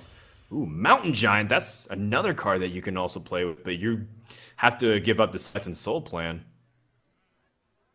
But next turn you can still play Mountain Giant. You're worried about Mountain Giant if and playing other cards this late in the game if it's going to cost too much, but he'll still be able to play for 8 mana the following turn. Yeah, I think I like Siphon Soul including the board. You know, he's gotta be worried about his life total here. Like, just not dying to the combo, and, you know, getting rid of all those minions means it's way less likely to happen. Even if, you know, a Savage Roar would just clear his board, it's much better to hit his minions right now. Making his giant more expensive, but wins the 2-1 body. Yeah, because he has Power Overwhelming, and if he assumes his opponent can't deal with it, then he actually has the lethal on board, I believe. But the Force of Nature comes out right here, and now Naria is going to try to go for the board clear because he recognizes, well, it's really important to take away this giant.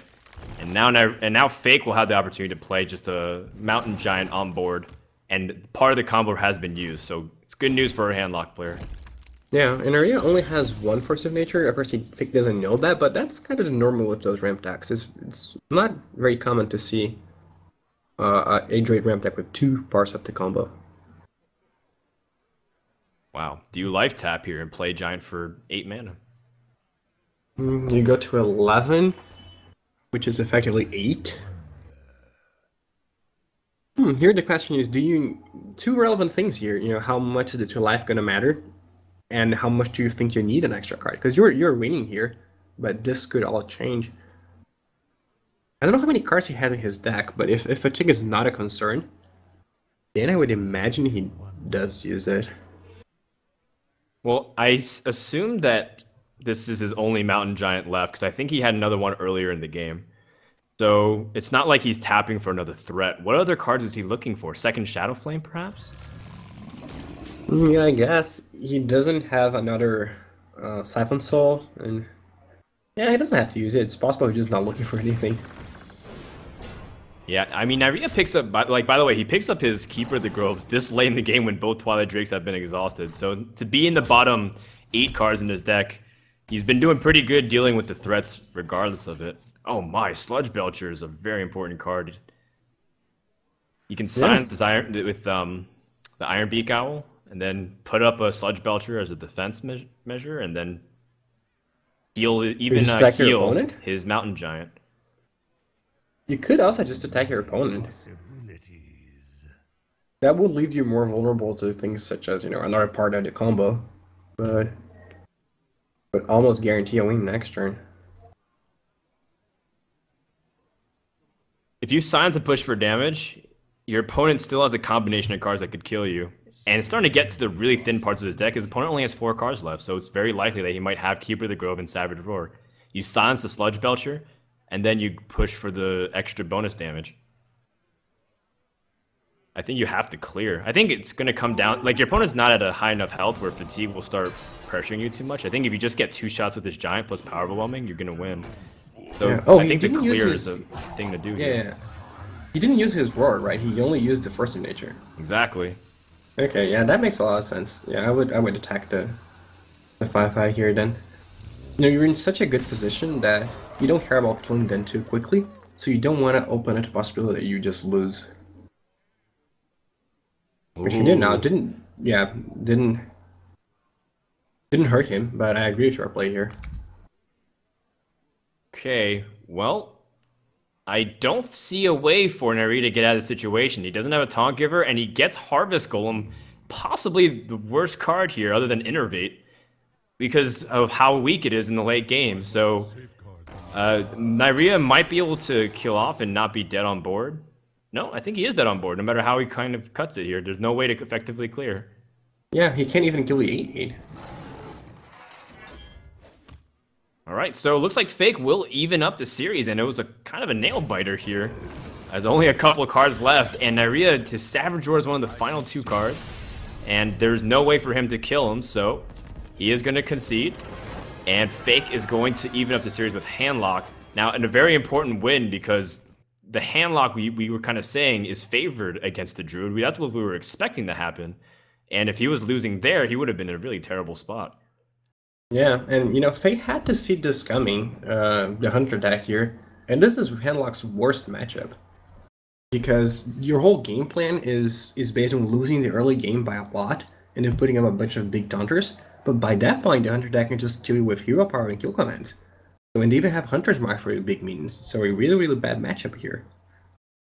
And one that Fake had to know was coming. So he had to know that Handlock thing, it was basically a one-shot thing, you know? It's true. He thought, yeah, this deck is going to be one of my opponent's deck and then lose to Hunter. So he chose to bid the Druid deck with it.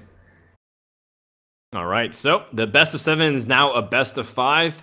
Hunter versus Handlock. Pretty sure that Hunter is somewhere around the 75-80% favored range, but that doesn't make it impossible for this Handlock to win. Just highly unlikely. Let's go into Game 3 and see if Fake can defy the odds and surprise everybody with maybe a Handlock win. But I feel like Nyria's Hunter is just pretty strong. It's very cookie cutter. It just has like the cards that are big threats. You've got like the Mad Scientist early tempo play. You have the kill commands and the Hound Masters to do damage in the mid game and set it up for a kill. So, doesn't really seem anything too special with the Hunter deck, honestly. Yeah, I like keeping this Inferior Protector in the Handlock hand. As much as you're looking for Mountain Giants, I think just playing it on turn 2 is already strong, because it fights the 1 and 2 cost minions from Hunter really well. And if you don't want to do that, you can always save it for later and you give stunt. So it's a pretty versatile card that I would like keeping, but you just looking for more Molten Giants, I guess. Oof. Yeah, I guess so. Molten Giant is nice to have, I guess, but you still need Taunters. You still need something to do. But also what's disappointing for Fake is he does have Defender of Argus, which is a big pickup. One thing that you really need as well is a slow start from Hunter. And Nyria looked like he didn't really have much, but he's actually curved out pretty well. He's got turns 1 through 4 completely used, and he's putting out good pressure on the board. And this is already starting to pile in. Fake has to drop a big minion in Soulfire here. Yeah. You know, this board is pretty... not pretty, it is resilient to Soulfire. If you play it, you're still going to take 3. So, not in a great position. As would be expected, I guess. You know, Fake is playing this lower Hunter version. He has high mains, and he does not have Leopard Gnomes or Undertakers, which I think makes it a little bit better for Warlock, because Warlock can fight the late game. But yeah. Alright, well, this is the card that everyone resents the most if you're a Handlock player against Hunter. The Hunter's Mark gets a King Crush. Awesome. I mean, that probably won't come into play, but I mean, it's nice to have another form of damage if you ever need it. So it doesn't attack with the spider here, is that correct? Or did I miss him attacking? I'm looking at the match history bar, and I believe you're correct. I don't see the Spectral Spider's attack icon, so he held. So that way he doesn't give him another 4-mana giant. Yeah. Which he would play. Probably. Well, maybe he even wouldn't, because we'll just wait for a Shadow Flame turn, but yeah. Ooh. Iceland's here is a pretty strong play. As is just casting Sinjin. Ooh, gosh, he's losing. He's trying. I think he would have Yeah. been okay losing second Shadow Flame here. Yeah, here he held the faceless because he wanted to make sure he wouldn't lose the Molten Giant, and he knew that if he lost the faceless, he would still have the Sinjin as a play. But now he lost his best chance to win this game, I think. Was that Molten Giant? The Lotheb also does a lot here, because he would have been able to leave Lotheb in just one single minion there to try to push out through. So Fake's gonna have to play with the Senjin Shieldmaster, but it's at the mercy of what Naria does next, which looks like to be a Savannah High main.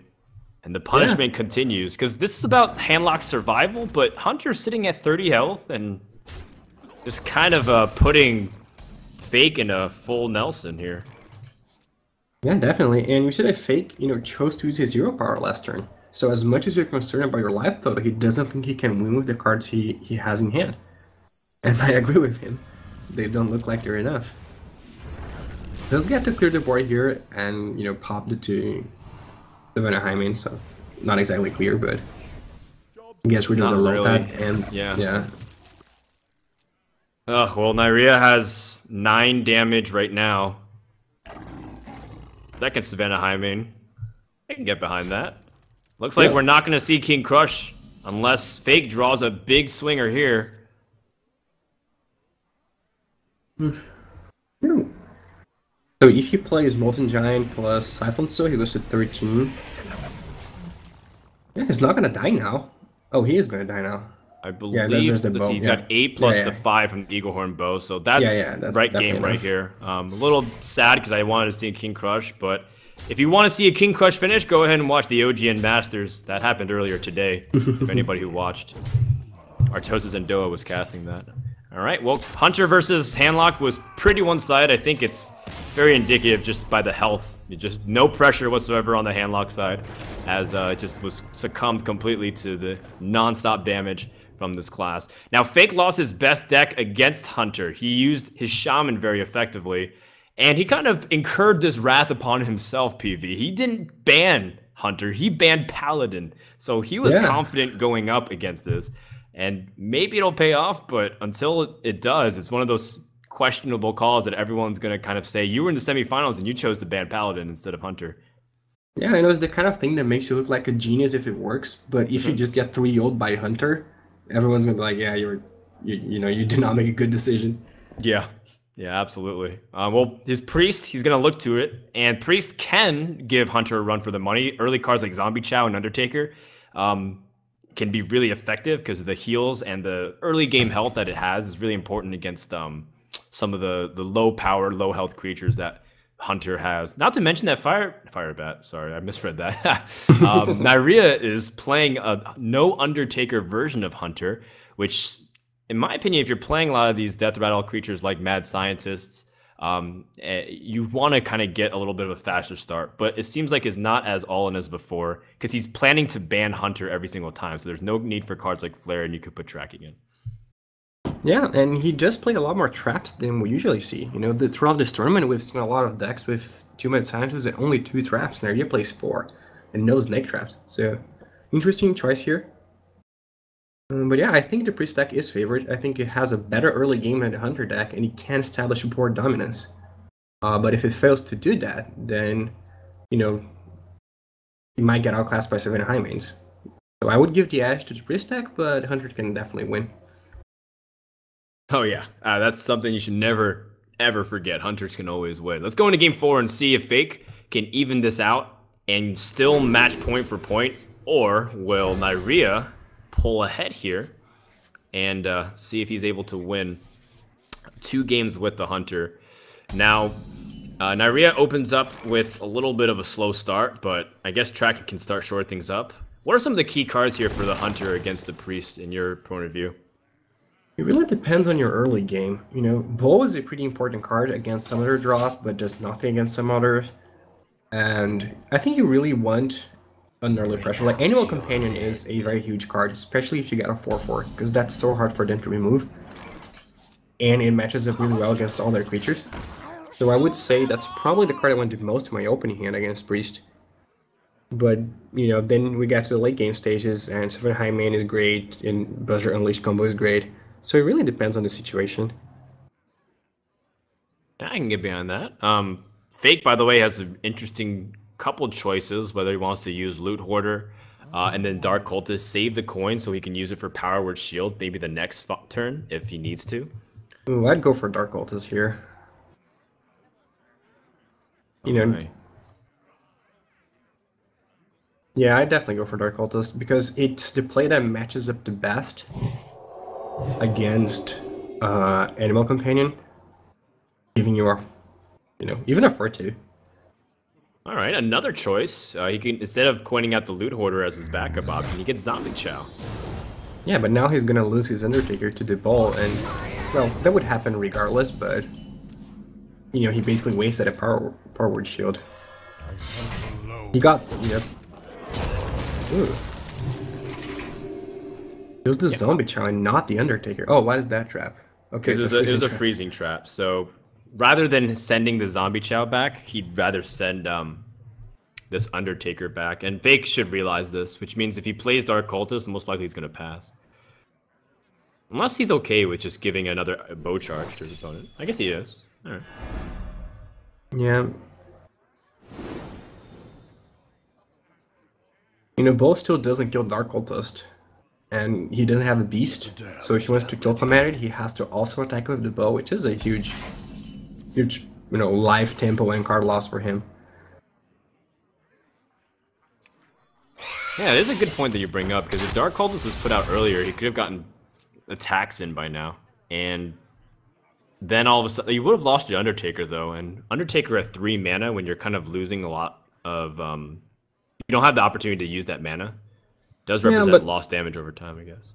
But the only reason he didn't lose the Undertaker was because Naria chose not to kill it. The play he made could still lead to losing Undertaker. I wonder. And he would have used his coin anyway, except he drew the Zombie Chow. So, yeah, definitely like Cultist more, but this is not working out badly for him. He still has the better board and arguably a better hand. I think so. When you have like Holy Nova, that's really important against a lot of the weak health minions. And even against Seven High Main, if you have Shadow Word Death and then Holy Nova as the game progresses, that's also a really important combination to disarm the Hunter. Yeah, for sure. And if he plays Dark Cultist here, he will get to the awesome double Dark Cultist combo, which guarantees that you're going to get its ability to work. And you're Yeah, get assuming there's no Dark Iron Beak Cultist. Owl that your opponent has. Mind if I roll need? So he decides to kill the Spider to prevent Houndmaster from happening, which does expose his 3/3 to a bow attack, but again, that will leave him with a 3/7. The Hunter's Mark could be kind of devastating here. Right, you attack this, wait to see what gets buffed, and you Hunter's Mark it. Yeah, no, or you just attack the 2-1 first. You kill the Loot Hoarder, then you kill the Dark Cultist with the bow, and then you Hunter's Mark away the 3/7 Dark Cultist, and there are no more creatures to receive the bonus. Well, it's fortunate for Fake, it buffs the Dark Cultist instead of the Loot Hoarder, because then he would have traded the 2 minions anyways. Yeah, and now, picks up Sledge Boucher, a really good card. But Naria is gonna start dropping, very powerful creatures. And he doesn't have a way to immediately answer this Leok unless he plays that Holy Nova.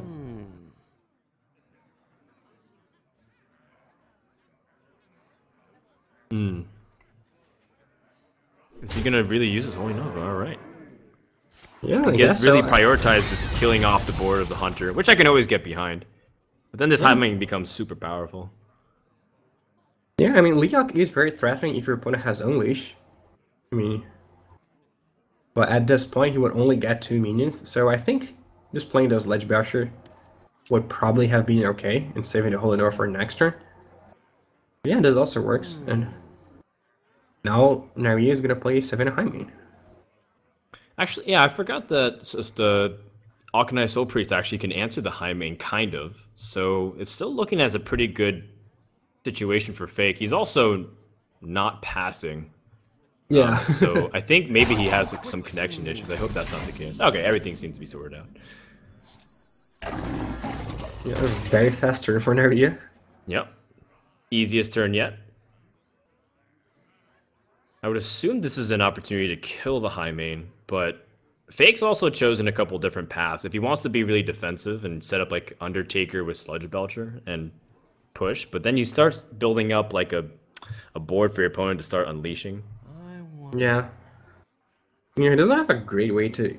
You know, if he kills the Savannah high main, he's gonna lose both his creatures to his Death Rattle ability.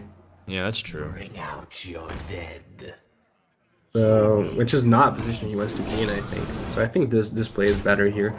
Even though he's basically, you know, thrown his Ledge Barrier to, you know, sacrifice a Lamb or something. That's... Alright, well, the kill command was a pretty important draw for Naria, as now he's able to pretty effectively push for damage and make your opponent have Shadow Word Death, or else basically he has to sacrifice everything he has. Yeah, well, interesting here. You know, chooses just not to kill the Dark Cultist. At this point, just doesn't care. And he has that Leroy in his hand, so he has access to a lot of damage. That's right.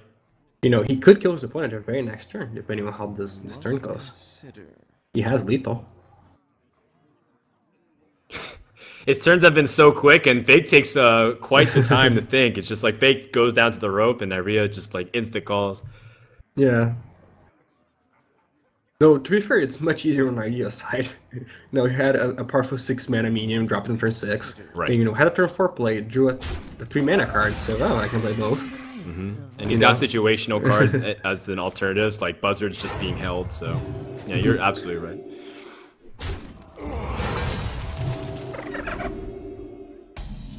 Okay, so he's got 8 plus the 8 in hand. Yeah, he's so too short. Naria's 2 damage off from being able to finish it. But his opponent cannot even heal himself. Also true. So if he just goes for it...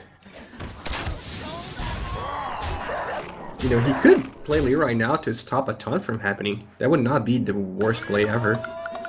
Yeah, because he knows his opponent can't heal himself. So.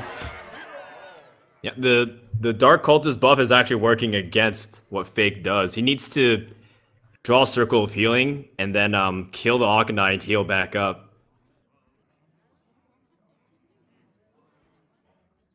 This is a tough situation. He's gonna Thought Steal. He gets double Web Spinner. This is not the Hunter Clash challenge. Thought Stealing totally trolling. Fake is going to concede this game, and Naria with a pretty good series of plays, making sure that Priest couldn't take advantage of their own Death Rattle effects. As now he's up 3-1 and 1 game away from advancing to the finals. And once again, it's coming down to Fake choosing not to ban the Hunter, not working out for him just yet, but he can still turn things around. Let's go into the next game immediately and see if Fake can turn this around. Yeah, this should be a good matchup for Fake, I think. You know, it's the Ramtrade deck has a lot of very powerful taunt minions that are not easy to get to. There are only 2 Hunter's marks. Naria has an interesting combination of cards, you know. He's got pretty much every point of the game covered. He doesn't know if this is an aggressive Druid, though. I mean, it's still kind of been 50-50 on his end, right? He's seen people who's played aggressive, like Savitz. He's also seen other ramps in his group. So now it's like he's not really completely sure. But when he sees his opponent is playing more of a ramp Druid, then he can kind of start evaluating and saving his Buzzard Unleashed. So I think keeping it in the case of the aggressive Druid, I think it's fine. Oh no, I like it. Yeah, I didn't mean. I'm sorry if I sounded like I was saying it was bad. Oh, okay, yeah. Yeah, I'm saying that, you know, his hand is pretty good because he got, you know, early and late game covered already. So. Does Fake want to remove this with Swipe, or does he want to innervate out Sunwalker? Because if he innervates Sunwalker, then he'll be vulnerable to Kill Command. Yeah, I like Swipe here a lot more. Ooh, King Mukla on an empty board. Oh, man. That's pretty bad. That's almost a dream web spinner off of this scenario. Although, yeah, he could kill with the big game hunter. Yeah, that's actually the best response too. The best response for a King Mukla on an empty board is a BGH plus double bananas. I'll be very disappointed if we don't see a sorry from Fake here if he does that, though. Yeah, he missed an opportunity here. But I guess you could use that on high main as well. Yeah, you can. Yeah, Or just, pump your Sledge Voucher. that's true. Make it a 5-7. Oh, PB, you got me so excited for an opportunity of BM back, but Fake Yeah. is too nice of a guy. Oh, okay, why does he keep here? Cars that speak to a very different game plan, so he has to decide what his game plan is going to be. Does he think he wants to win the board, or does he think he want to win the life battle? And chooses the board battle, which I agree with at this point. Yeah, with so many taunters in the deck, it's unlikely Leroy will be able to get off, versus having the Houndmaster to build the board for the inevitable big threat battle, I think is a stronger overall decision that'll have more opening in plays as opposed to Leroy. Yeah, and not playing that BJH is now really costing Fake, because every turn he plays a guy and his opponent reacts, he's taking 5 damage. So whereas if the board was, his, do you think he just missed that play? Oh, you mean he didn't see it? Yeah. It is a possibility, but now at he the can't same even time, I dominate feel like anymore. he respects the high main a lot. So, Yeah, but imagine, a lot of things can go wrong with this line of playing. right, But that's now he true. gets the opportunity to BJ it. Yeah, but then And your I'm opponent sure- high mains, and then it's like if he's been saving for it, then his opponent, he's been waiting for it the entire time. He has an alternative way to remove it. But I guess BGH does come out here. It's just too much damage. Yeah.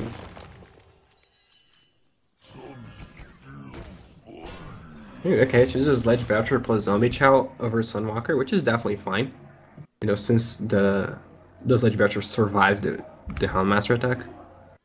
I mean, it's fine, but you also open yourself to Buzzard Unleash as opposed to playing just Sunwalker. I mean, I guess playing a minion opens yourself up more, but now you give him an extra card, which can be very valuable. So let's see what Nyria draws off. He still has yet to pick up something like his Hunter's Mark. He's got 2 of his less useful cards in the Explosive Trap. But looks like he will be able to take apart this Sludge Belcher now. Yeah, man.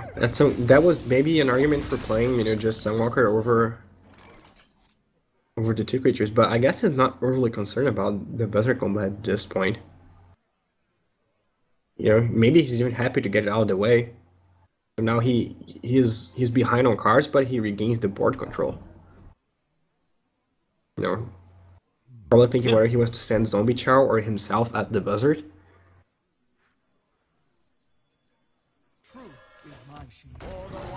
Alright, well, again, very safe and trying to build the board. I think now that you saw Unleash, you're more likely to just go for Yeah, more definitely. minion-centric. Protect as much health on your minions as possible. Yeah, I think so too. Especially since it wouldn't actually kill the Zombie Chow, so all you do is actually exposing it to unleash even more. So I really like 20 is a lot of life you can throw yourself at that.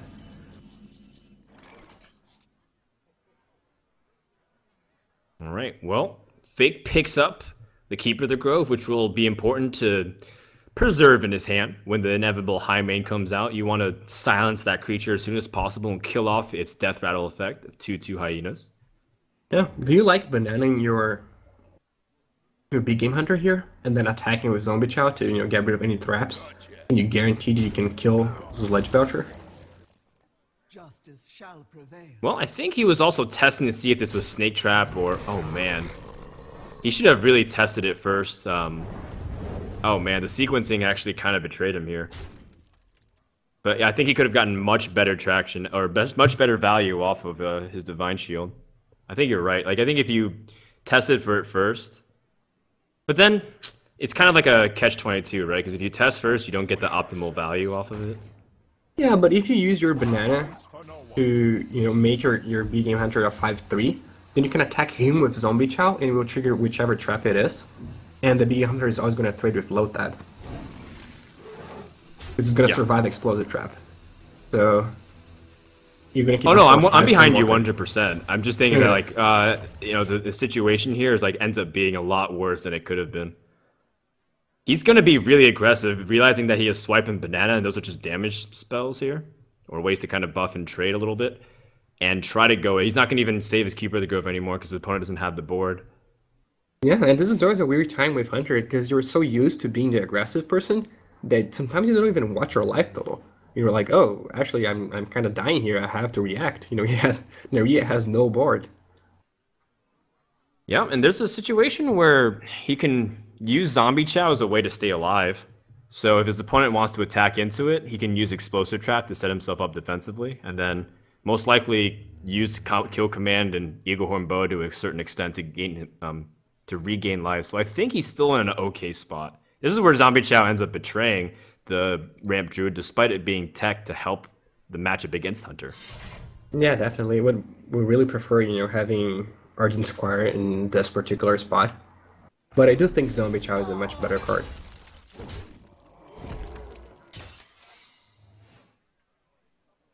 Yeah, so telegraphing that Explosive Trap, but there isn't much Fake can do about it. He could draw a Nation of Lore and heal his Druid of the Claw to get past that. Oh man, that would be pretty cool. Oh no, he picks up Harvest Golem. That's pretty bad. And Banana doesn't help him put outside of explosive range either. Now, of course, the way that Hunter telegraphed this looks like it's Explosive Trap.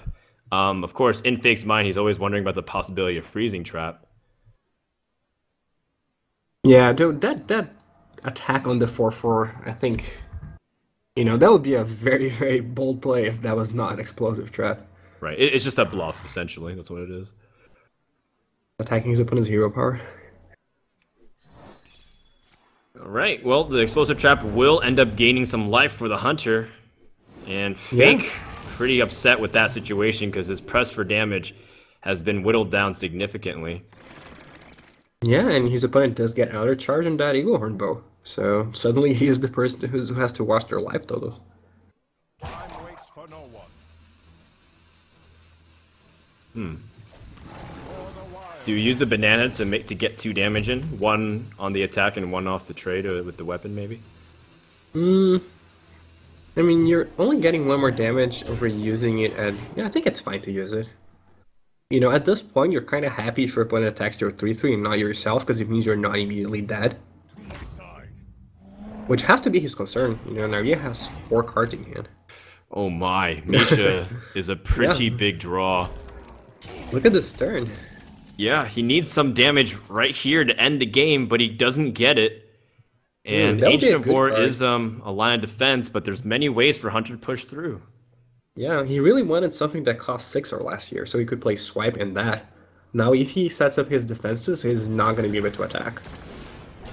But you have to. There's a high main on the field. Yeah. Yeah, you definitely have to. Alright, pray no Hunter's Mark from your opponent. Yeah. Even if they do Hunter's Mark it, you know, you're still not bad. They have the choice of either attacking with the bow and taking 5, or just getting rid of, you know, wasting their mission. Yeah, Naria just very nonchalantly just attacks the 5/10 and gets rid of it. Yeah, just play the rest of your hand. This is where, I guess Eaglehorn Bow sat dead for a while he was getting some charges, but in this scenario, it's perfectly fine, because he can push out damage. And is back over to Fake, who has only 4 damage. His Harvest Golem will not attack. Keeper of the Grove is not lethal. No. Yeah, he could just Keeper the Spider and, you know, try to regain some of the board control here. You know, Keeper the Spider, swipe 1 Hyena, and attack the other Hyena with his hero power. Yes, But there is a board Fake clear. is gonna get... Yeah. Naria is gonna get a Beast, so... I hope it's King Crush. Me too, buddy. Me too. Although, I don't know, 2 games in a row would be kind of optimistic. Yeah, so lucky 2 King Crushes in a row. And you know what? Fake might not attack with this keeper, with this Harvest Ooh, Golem. Oh my god, Naria gets another high main. Is the next best thing. Yeah, if it's not gonna be King Crush, you might as well just get one of the best cards in the game. Queen Crush. Wow, and he even has the ability to draw off of it with Starving Buzzard. And he gets Unleash the Hounds. So there's a lot of ways for him to have finishing damage if this doesn't work out in his favor. Now Fake wisely held so that way he can get this Keeper of the Grove back off of the Freezing Trap. And he has Force of Nature! That's actually a game Ooh. right here. And he's able to actually have this pay off. Fake, I was going to say even up the series. I'm so caught off guard, but he's going to be still down 2-3. But overall, that was the top deck he needed to win the game. Yeah, and he escapes, you know, the fact that he would get laughed at a lot if he had a Ben Hunter and just lost with all his decks to it. So...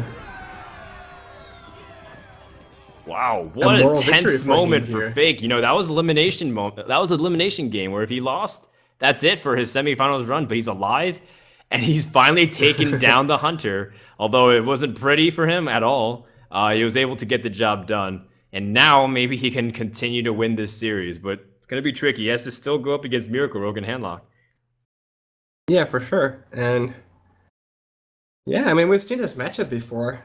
It's pretty tough because you don't apply enough pressure as the Ram Druid. So either you get a very good early draw, or you hope that you just play taunt after taunt, and that beats your opponent's entire deck. Because you can't really stop them from drawing their entire deck with most normal draws. So you have to beat all their deck with half of yours. That's pretty hard to do, but it's definitely doable. Fake looked like he was out of the tournament, but he's still in it. And the open bracket unknown player dream is still alive. Now let's go into game 6 and see if he can even it up. But it's going to be against Miracle Rogue, one of its tougher matchups. Like you said, you probably have to just play consistent with its game plan. Let them draw cards, but try to see if you have any opening to pressure. Not to mention, he still has Force of Nature Savage Roar, so there is always that possibility of bursting. And, of course, Nairia sees that, so he knows what to expect and play around. Yeah, so no, we see the wild growth here again, so it's not only Nairia's prerogative to have it every game when he's playing Ram Druid. So does he coin wild growth here? I lean towards no because he has no turn. Well, he has a big game hunter as a turn 3 play. So maybe he wants to do that. Yeah, just play a naked big game hunter here. Seems like the best he can do.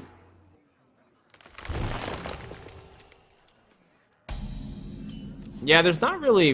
The thing is, like, every time I see a big game hunter played early, then it's always like you should never be upset you lose to Van Cleef. Because that's always like one thing that it's one of the limiter removals for Rogue. It's like, well, now he played BGH. That's actually one thing I don't have to worry about. So if I don't draw Gadget Sand, I have to all in on Van Cleef. You're so much more likely to do it. Yeah, you do have Keeper though to get rid of it in his hand. So I think his you don't have Keeper anymore. Wow, Yeah, Keeper but to the face. I like that actually. You know, he has 2 Druid of the Claw, so he can apply a lot of pressure. I really like that play from Fake. I think it's pretty good. Yeah, but how likely is Van Cleef, you know, 8-8 or bigger? Sometimes it's just a 6-6 and you still lose to it. Or, you know, it's very big and it gets concealed and you can't BGH anyway. So I think applying pressure and forcing your opponent to react and get a bit out of his comfort zone maybe is the best course of action. Yeah, I can understand your point, and to a certain extent agree with it as well. Alright, so he's going to go for the taunt mode, so that way it's more resilient against stuff like Eviscerate.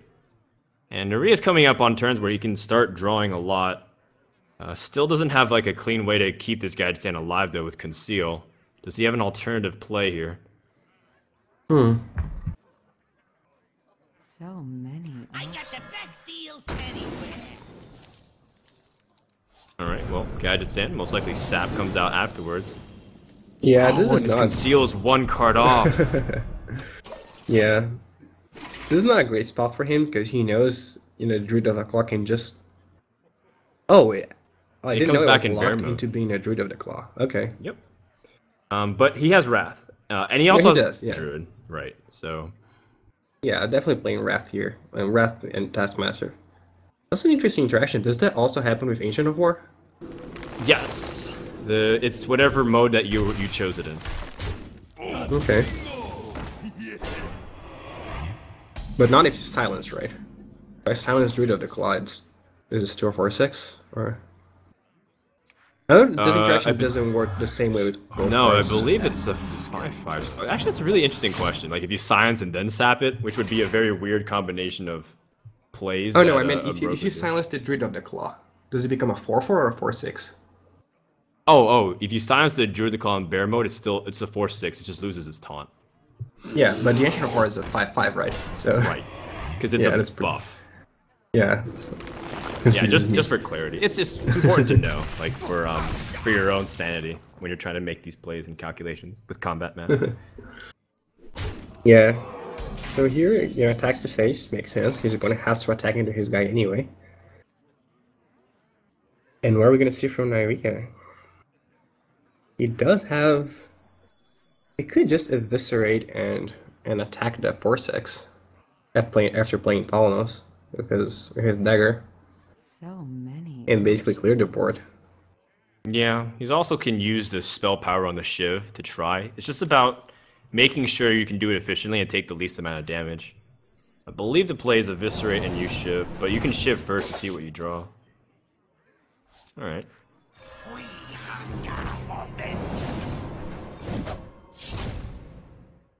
Yeah, shooting first real is Deadly smart. Poison 'Cause- Bush. Yeah, you could. You do lose your deadly poison charge because your weapon is at only 1. But that's probably better than losing your 3/3 that's in play. Yeah, because then you gain back the damage effectively to the minion, assuming he doesn't have Swipe. So the damage lost is a little bit sad. And you don't even have Blade Flurry, so there's no guarantee of like saving it for any kind of AoE clear. Yeah, for sure. And just keeping the consistent sort of damage there. It seems like it's more important. Shall I start? Alright, now Rhea needs Gaijin number 2. He has 15 cards remaining.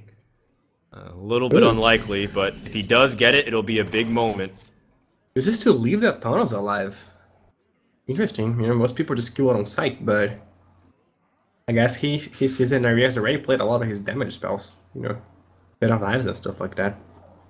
So he feels free to play Harvest Golem instead of hero powering the Thanos away. So many. Oh man, is he gonna go for Leroy Conceal?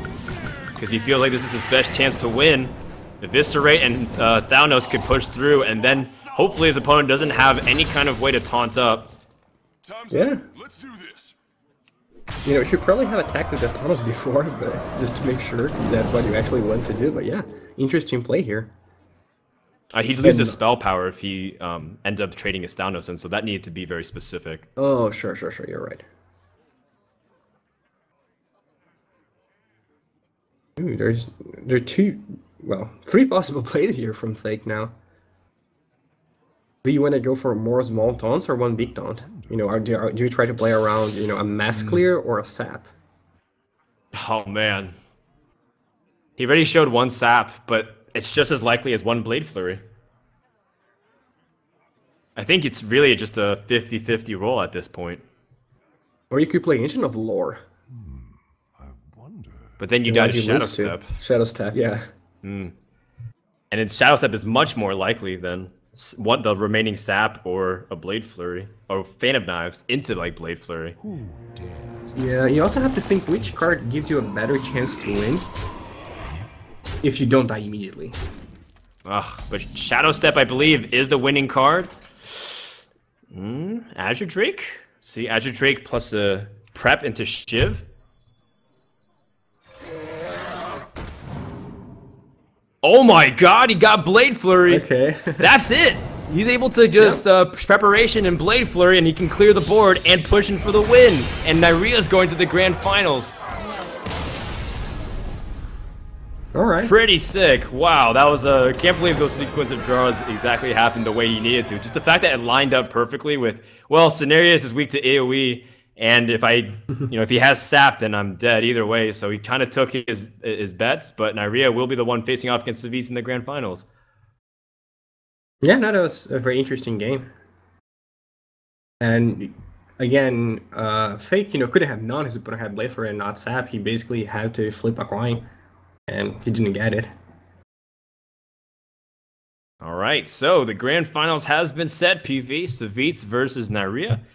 Good set of plays. A very hard situation for Nyria to be in. People are like, well, how can Nyria just like top deck and win? Oh my god, RNG Stone, right? But he also, a couple turns ago, recognized that he was probably going to lose if he didn't make that play for Leroy and try his best to push for damage. He had a few outs for sure, but in that sequence, he just played to what his outs were. And in those scenarios, it's not always the highest percentage win, but it is a chance to win versus going up against taunter after taunter and Leroy never being able to get a shot. So I'll have to tip my hat that he recognized that opportunity. A strong player, and Savitz will have his hands full with this guy who's been absolutely destroying the competition. Yeah, for sure. I mean, he gave himself the chance to get lucky. Sometimes people get lucky, but they can't use it because, they didn't play for that. And, he gave himself the best shot and he got there. Yeah, absolutely. Great job by him. And we're going to have our grand finals after we take a quick break. Don't forget to enter for your chance to win the Zeus Mini PC, by the way, as you see the link on the overlay or type giveaway in the chat. Also, there's going to be YouTube VODs being posted even as the tournament's going on. So make sure to even check out what the YouTube's going on with ! YouTube. When we come back, the grand finals of VGVN number 3. So don't go anywhere. We'll be right back right after this.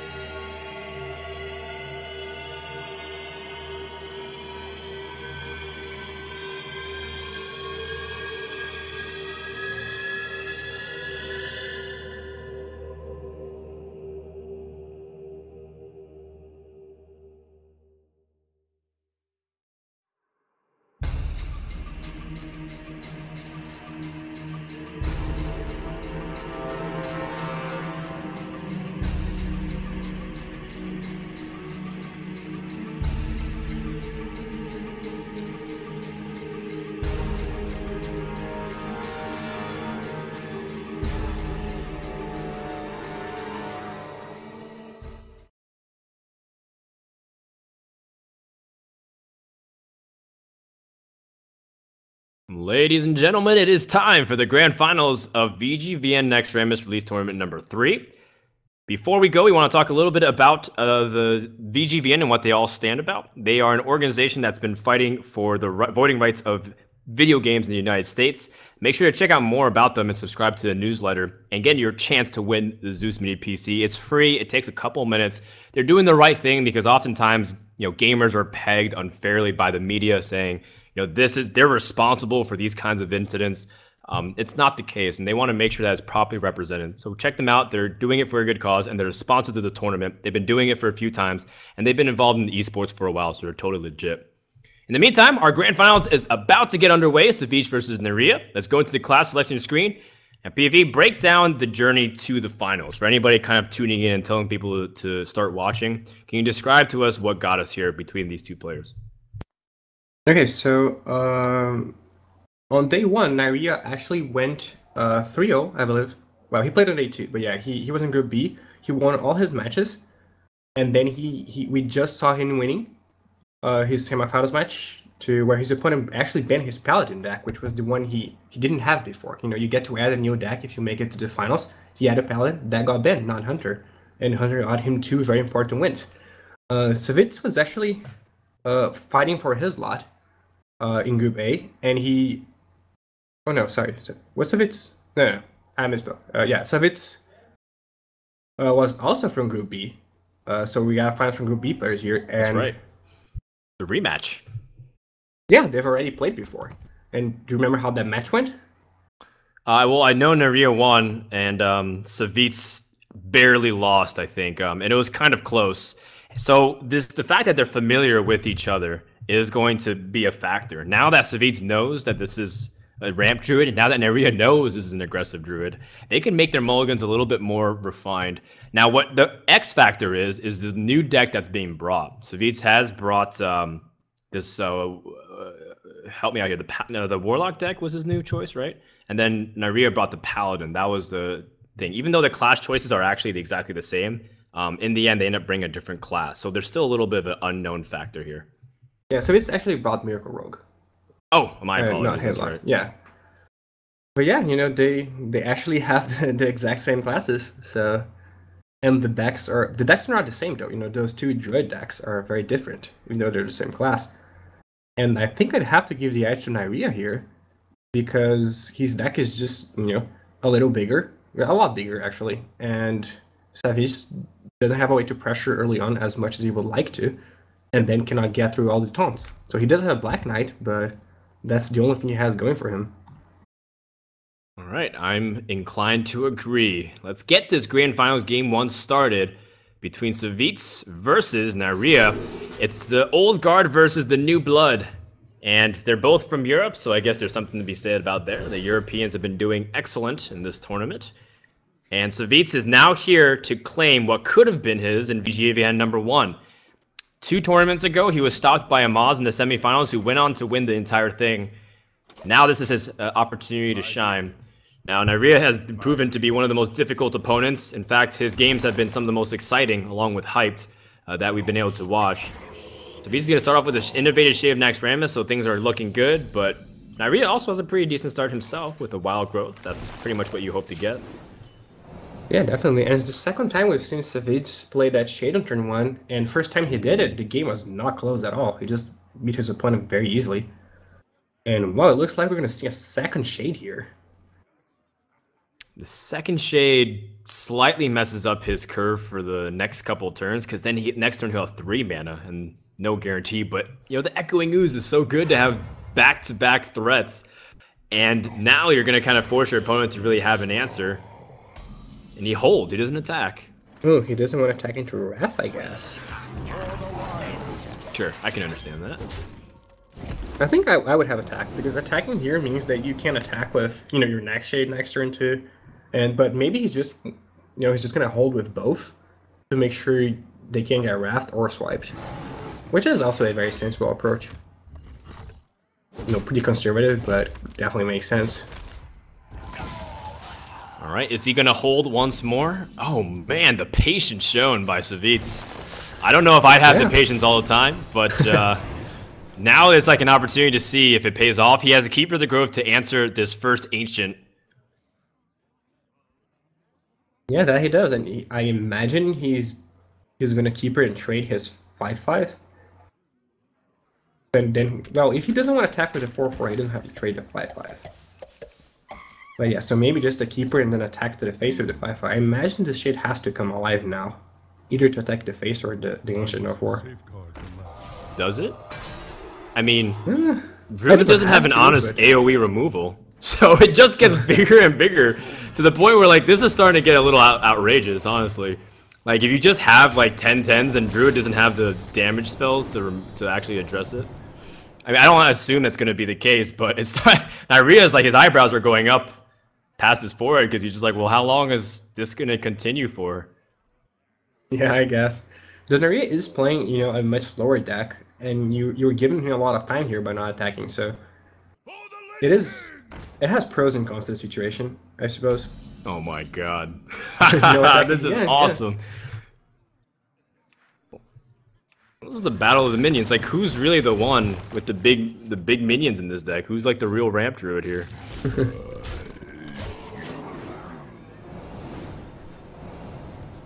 Okay, well now he's vulnerable to BGH on one of them, but what if it's like the case where he just holds until he has enough damage to just kill his opponent solely? I mean, I guess A, win conditions, if you wait for this to become a 30-30, you could hypothetically kill your opponent. So V's is now trying to calculate, maybe this is an opportunity for him to use swipe and try to go for some clears. Yeah, there's so many taunts in Aria's deck though that, just waiting to go for a one-turn kill seems very, very ambitious. But yeah, those shades, they're pretty big now. They're going to get even bigger and pretty hard for Naria to answer.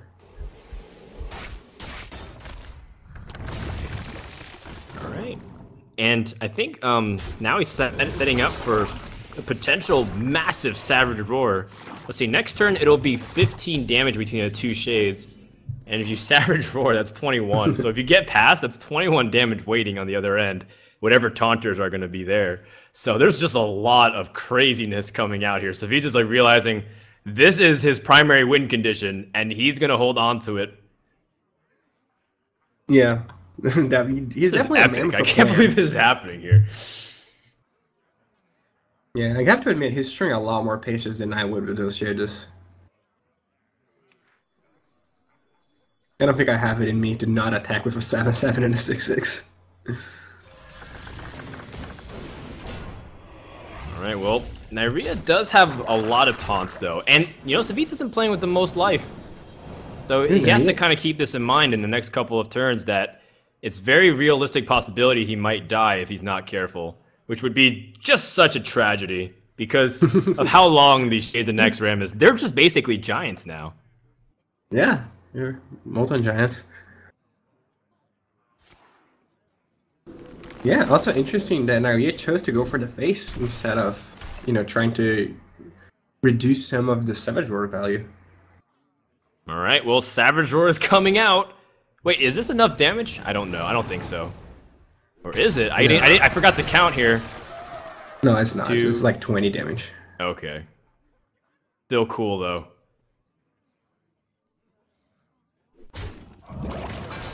There is a lot of damage, and half your life just went bye-bye.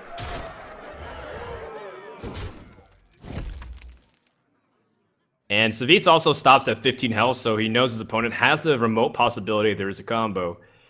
How do you stop this now? You need your BGH right now.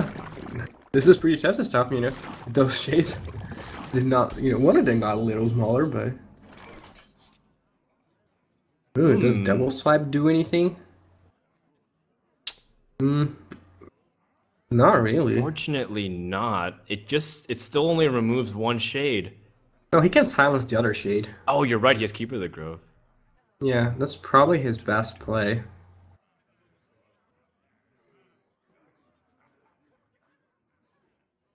So silence the big one and swipe the small one.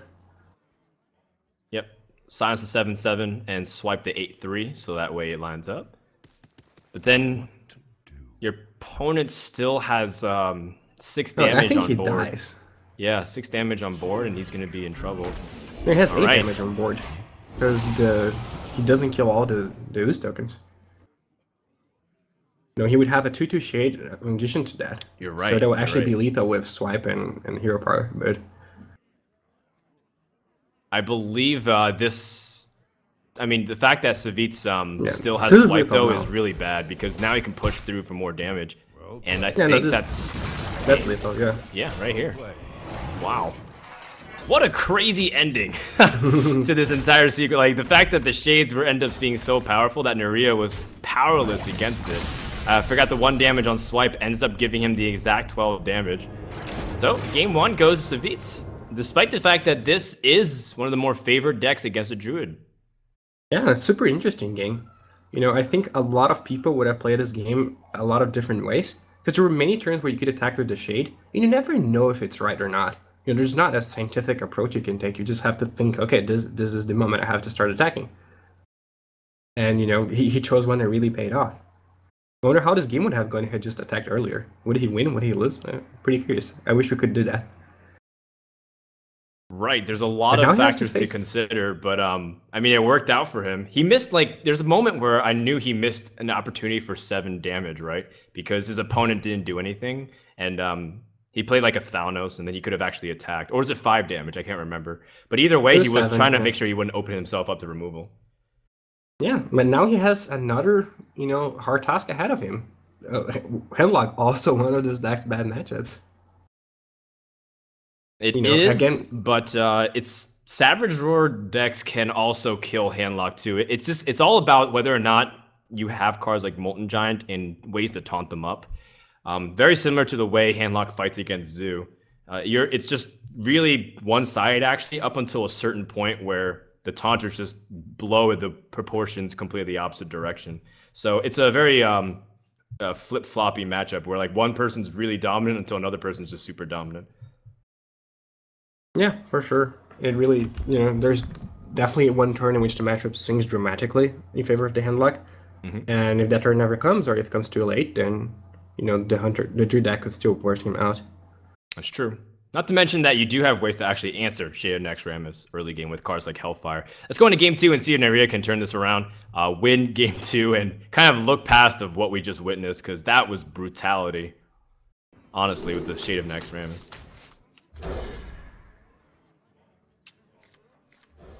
Okay, so we're going to see another turn 1 Shade, it seems. All right, turn 1 Innervate Shade has proven to be pretty good.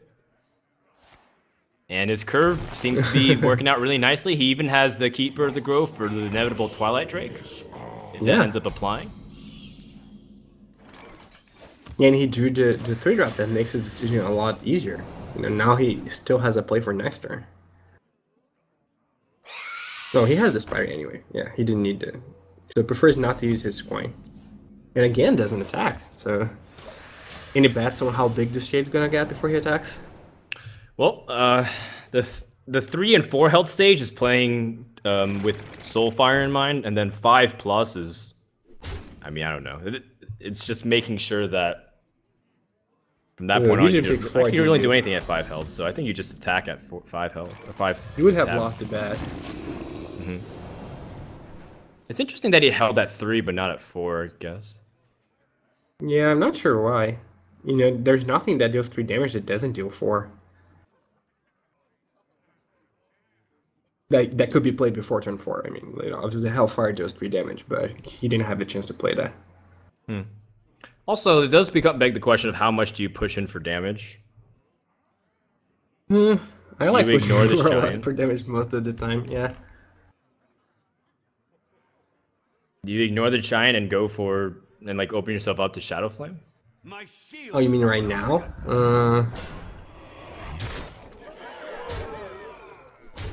Oh my goodness. Yeah, I guess. I guess I like this play. It just takes so much to get rid of the giant, and it's basically a Shadow Flame by itself without him having Shadow Flame. So if you're gonna lose to a card, make sure he has it. Never lose to a card your opponent doesn't have. Also, by not taunting one of the Death Rattle, he can't attack and then Shadow Flame. So Yeah, removing some of the Death Rattle. So this is a very good heads-up play for Savitz. Yeah, for sure. He does have that Mortal Coil to remove the two Golem, the 2-1 Golem if he chooses to, but the 2 spiders are definitely gonna stay there. Also, there would have Maria been doesn't go for it. He drew Savage Roar. Is there a way to end it now? I don't think so. You can't coin out the Keeper of the Grove. You're 1 mana off. Yeah. Yeah, if he could, then that would be game over. But I guess you can also just silence and go and kill off the giant, push through. Safeguard the land. Yeah, Just force your opponent to have it. Do you kill the giant with the Golem or the not Golem guy, the Defender of Argus? I think the the defender of Argus, because part of the Golem's power is that even after AoE, he needs a little bit more. Otherwise, the Death Round minion just sticks around, and you still have the 2-attack minion for Savage Roar. But it's kind of tricky because then you lose more bodies potentially for Savage Roar, anyways. Yeah, I like attacking with Defender though. I think you have enough bodies. Probably, you know. He can always kill the Golem, but then he doesn't kill the spider. Yeah, I like this. All right, now Rhea has another taunter. He's got ways to do it for sure. Yeah, do you play Sledge Belcher or Mortal Coil here after attacking the 2/3? That seems like the strongest course of action because you need multiple taunts, and Sludge Belcher provides the best defense because of that. Could also play low tab, but ooh, now I can so far the Keeper of the Grove.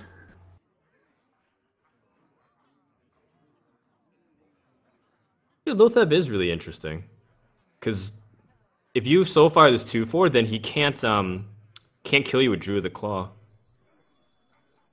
Yeah. But I guess Sludge Belcher accomplishes the same thing, and then you save Lothab for another turn that can give you the delay of the spell effect. Yeah, lose so far here.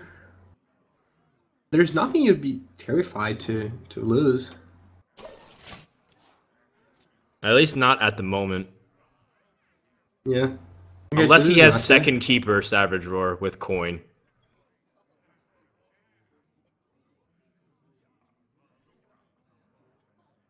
Yeah, that would be lethal. Yeah, I think I like soul firing, but I definitely understand the decision not to. Alright, so back over in Savit's lane, he picks up Innervate, which allows him to push out both of his minions here, Spectre Knight and Harvest Golem, but also the back of your mind, you're wondering about cards like Shadow Flame. So as much as Spectre Knight is great against a single target removal, the AoE at the disposal of Handlock, plus the big minions, hard to deal with for sure. Yeah, and we've got to a point where Naria can just play Molten Giant for 0 if he draws that, so you know, even if you clear the board, a big Shadow Flame is always a possibility. What? He even has that power overwhelming, so he can guarantee that it happens if he wants to. Alright, Savage Roar allows him to push through, but it wasn't pretty considering that he wanted to use the Savage Roar as a way to finish. Yeah, you know, allows him to push through, but at what cost?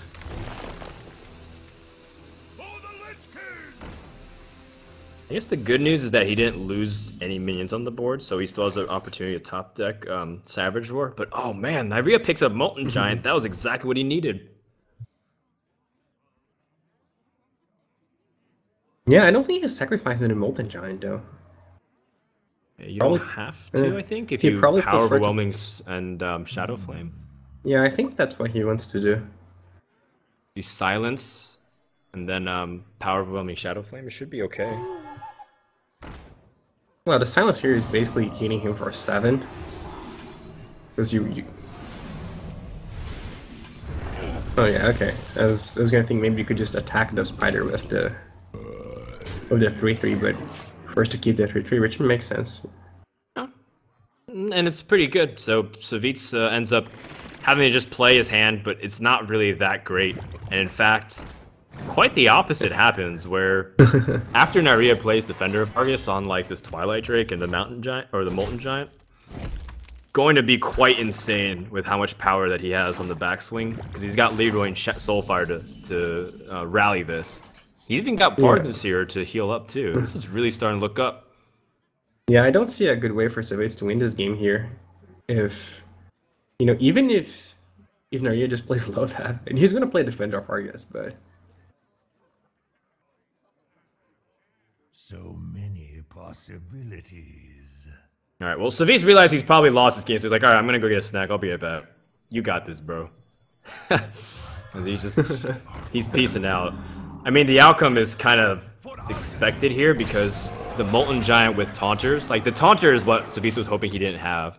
The fact that the Molten Giant is there, you can't really do anything about it. But if he has a way to taunt up, then you're in trouble. So Savitz draws Cairn, which is strong minion on its own, but nothing else. And it looks like Naria will even up the series with Handlock, which is what he needed to do to make sure to stabilize and not lose too many games here. Yeah, and you know, I think Naria has lost a lot of games with Handlock so far this tournament. He does seem to do very, one very of his well more with it. dominant decks for sure. And we see Savitz pick his Paladin deck, which, you know, is generally accepted to have a decent matchup against Handlock because of the quality, but this matchup really, I think, could go either way. It's, again, as most Paladin matches go, it's going to hinge on Savitz's ability to get value from his equalities. If Naria can force him to have to spend an equality into one single guy, then he's in good shape. But at the same time, Savitz has a lot of ways to make sure that doesn't happen. He has other Peacekeepers, he has Humilities. So he can get rid of a lot of Naria's threats. So I think that's why he has the edge, but it's a small one. Yeah, even Spellbreaker for Twilight Drake, which, again, these are just blowout cards. Black Knight. In fact, the more I look at the tech that Savitz has, the more I feel like if it lines up perfectly, it's going to be pretty one-sided, but never underestimate what Handlock can do, especially if there's Alex Strauss in the deck with combinations of Leroy, Power Overwhelming, and Faceless Manipulator. Game 3 begins now between Naria and Savitz, a turning point, as now the best of 7 has turned into a best of 5. As we go into the mulligans and then kind of look at what these guys have. The opening hands, I have to imagine that Savitz wants to have some insurance against early threats. But he only has Consecration and Sylvanas as his mulligans into, so still going to look for some answers here. And, you know, again with Sid's Chase, this is beyond Savitz's favorite cards, just ever present. In a deck that generally doesn't play them. You know, at least Paladin decks with Stone Ladder generally don't have Shades of Necrodamus. It's pretty underrated, but now people will probably keep an eye out for it. One of the most powerful cards that can in the early game that can just continue to rack an advantage. And it feels like it's flexible. Against aggressive decks, it can be one of your bigger minions earlier on to go 2 for 1. Against control decks, you can wait and bide your time, so that way it can be like an extra removal card that you don't really need to use. Yeah, for sure. And he also has, yeah, that's Sylvanas, super important against Handlock, though Naria is running 2 Iron Peak Elves. Oh, man. So he has ways to deal with that. Spellbreaker has fallen into the hand of Savitz, and with the inevitable Twilight Drake, unless Naria picks a Molten Giant, that's going to be brutal. Yeah, but Naria, you know, had the option of playing the Twilight Drake right now and chose not to, so playing around that card. Well, on turn 3, ooh, Shadow Flame, I like it. Deny your opponent the ability to get draws and whatnot, plus kill off the Shade next Ram. He's learned his lesson. No more Shades. Yeah. And yeah, now we get to a point where Savitz, you know, his hand is basically a lot of answers. So he has to just hero power and pass the turn. Oof. Well, Savitz gets the dream scenario. This is exactly what Spellbreaker was made for in this matchup, at least. And Naria's not happy to see that. Yeah. Yeah. Naria could have played Sledge Boucher and decided to play the Drake instead. So I have to wonder, is he maybe baiting the Spellbreaker or... Well, you normally... can't always expect Spellbreaker in Paladin decks. It's not as common tech as you might think. Yeah, normally you would rather play the 5-mana minion there. So this turn you could, you know, just play hero power and Drake. You didn't have to use their coin. So. Sure. Makes sense. I think he also wanted just a stronger minion to maybe fight against whatever comes out, whether it's his opponent's Sludge Belcher or whatever 5-mana creature would come out. Yeah, that could be that. Just 1 more damage. Now one of those Koda's gonna come out, and you know there aren't many great targets for it, so you're happy to use it on 1/2 taunt. He does have that Peacekeeper, yeah, but the he has second Peacekeeper Kodo. Kodo combo. That's the dream against whatever comes out here. Mountain Giant, and I think that's exactly what Savitz was holding second Kodo for.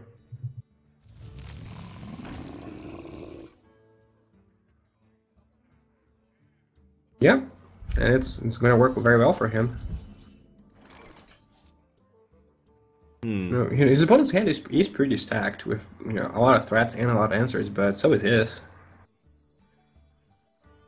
Yeah, one I'm thing not that's gonna interesting as you see that Savitz is hovering over Sylvanas is that if you hold Kodo, then it also becomes a kind of a gamble of sniping the card you want if there's a taunt giver that comes out. You kill off both the Sun Fury Protector and Defender of Argus. Yeah, I like playing the Kodo here much better. Because if it comes down to like a big taunter that comes out, like Molten Giant Taunt, then you are risking a 50-50 when you want to kill off another minion, so... Oh, man. Another Mountain Giant. Yeah, though. Naria really wants a board clear here. 9, 12. Ooh, Black If he didn't play Lothab, that's actually lethal. But he's got the damage anyways over the next turn. Maybe if he just plays Sylvanas.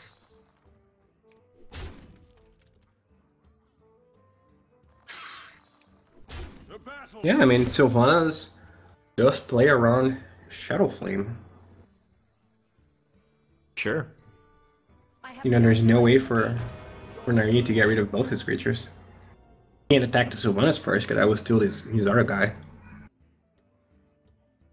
This is like the weird matchup where you see Paladin all of a sudden being aggressive, and it's just an opening that Savitz recognized. Not many people can play the matchup like this with the game plan in mind. It's more of a recognize the situation and continue to develop it and improvise as you go. Yeah, because he goes against what you're trained to do with this Paladin deck, which is just stall the game a little bit. And now you're going to win, and it's going to be exactly turn 10. So there are not many games in which this happens against a deck such as Handlock, which can really punish you for being aggressive with those Molten Giants and Hellfires and Shadow Flames. But Naria doesn't have those. Well, he still has opportunities here to taunt up, but he just used 2 mana to deal with the Sylvanas. Yeah, but his opponent has 2 Consecration hands, so he has to taunt up and gain some life, which he cannot do right now. Though understandable that you wouldn't play against double Consecration. Alright, now all Savitz has to do is consecrate twice for the win. Uh-oh. Naria said that was a mistake. I guess he didn't get to kill off the 5/5 with the body instead and keep his chances as high. He just basically killed off his taunter for no reason there. But I think it's inconsequential either way, because Savitz is going for double consecration. And Naria needed to set up walls, he needed to clear, he needed to heal up. And he just didn't have a mix of everything. So game 3 ends up really quickly. Most Paladin games are very long, but all of a sudden Savitz is up 2-1, and he's able to use his Paladin to snipe the handlock here. Yeah, and now you guys are playing against Miracle Rogue, which I think should be a good matchup for Miracle Rogue. Because Paladin doesn't pressure it enough and doesn't have enough taunts. So it's the same thing as happened with Ramp Druid, that you give them time to draw their entire deck. Except you don't have the explosive Innervate draws anymore. Yeah, you only have like... Well, I guess on the flip side, you give up the explosiveness for the early game, where you do have cards like Equality to answer Gadget Sand. Druid actually doesn't have an answer to Gadget Sand if it conceals, versus Paladin does. So I guess if there's one pro to it, then I'd give it to there. Savitz also does have Harrison Jones and Lotheb, so 2 cards that can help really swing momentum on his side if he's able to really take away some of the best tools of Naria. So it's not unwinnable, but there are lots of opportunities for him, this deck to falter and not show consistency. So let's go into game 4. Naria picked a great deck, I think, to face off. He's down to Miracle Rogue and Paladin, and of course Savitz still has 3 of his decks alive. If Savitz wins here, he'll be at an amazing advantage. So let's go and see if he can do this here.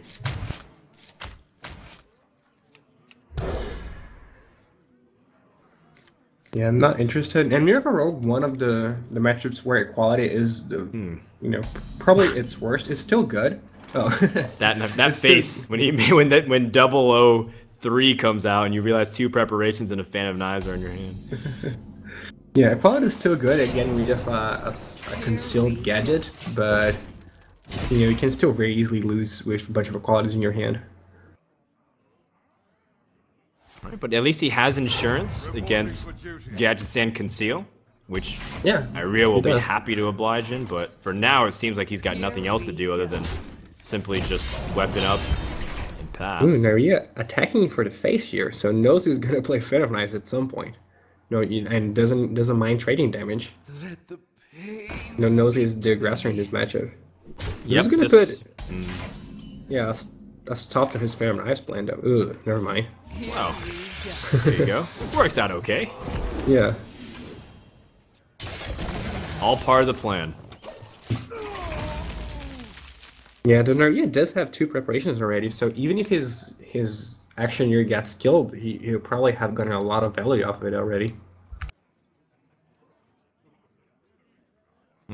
Savitz really wants to put something on board other than hero power, but coin also messes up his next turn if he wants to go for Sludge Belcher, because then he can't put out Karen. So then he's tempted to put down Spellbreaker, but then it's one of those scenarios where like, oh, well, you're using your answer to Van Cleef, and like it's very weak. It just dies to a deadly poison charge. You're basically tossing this out to do 4 damage to your opponent. Let me think. Yeah. I mean, it's probably better than an alternative. Yeah, I Well, don't the thing like is, it if you because play- there's so many things that Rogue can do, like Azure Drake's backstab, or just, anyway, and he doesn't even have to use his last deadly poison charge. Yeah, if you play the Sledge Belcher, you make sure that, unless something happens, your guys can get attacked in the next turn. And now he can just silence the Drake if it comes to that and keep his core. That's probably not what's gonna happen. Oh, it might be what happens now. All right, well, a preparation usage, so that way Savitz can't get an easy snipe on this Drake. Picks up Peacekeeper, which is pretty decent. Azure Drake is one of the bigger bodies. He still Yeah, has but- Spellbreaker for something like Van Cleef. Yeah, the ability is super relevant though. I wonder if you don't want a Spellbreaker plus immunity. I think you do. I think getting rid of that spell power is more important than, adding the other body in play. And you have so many ways to do a Van Cleef already in your hand. Yeah, also true. This guy's Now Naria goes for a clear, which is appropriate. That's all you really want to do while you set up and wait for Gadget Stand Auctioneer. And Savitz plays Karen and hopes his opponent doesn't have sap.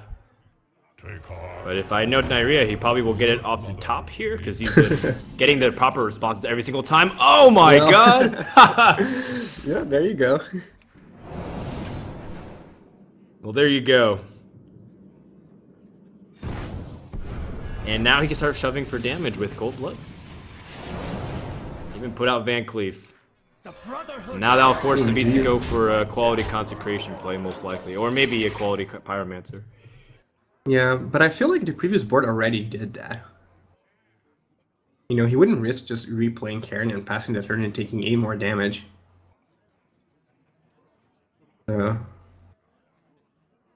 now it's a very easy decision though. You're gonna do it, you just have to consider which one you want to spend. I wonder. Let's You see. should play Pyromancer quality. play gives you ability to just play a 1/1 token, but Consecration gives you flexibility for your second Pyromancer to kill off 3/3s. So, it's a little bit of give or take here.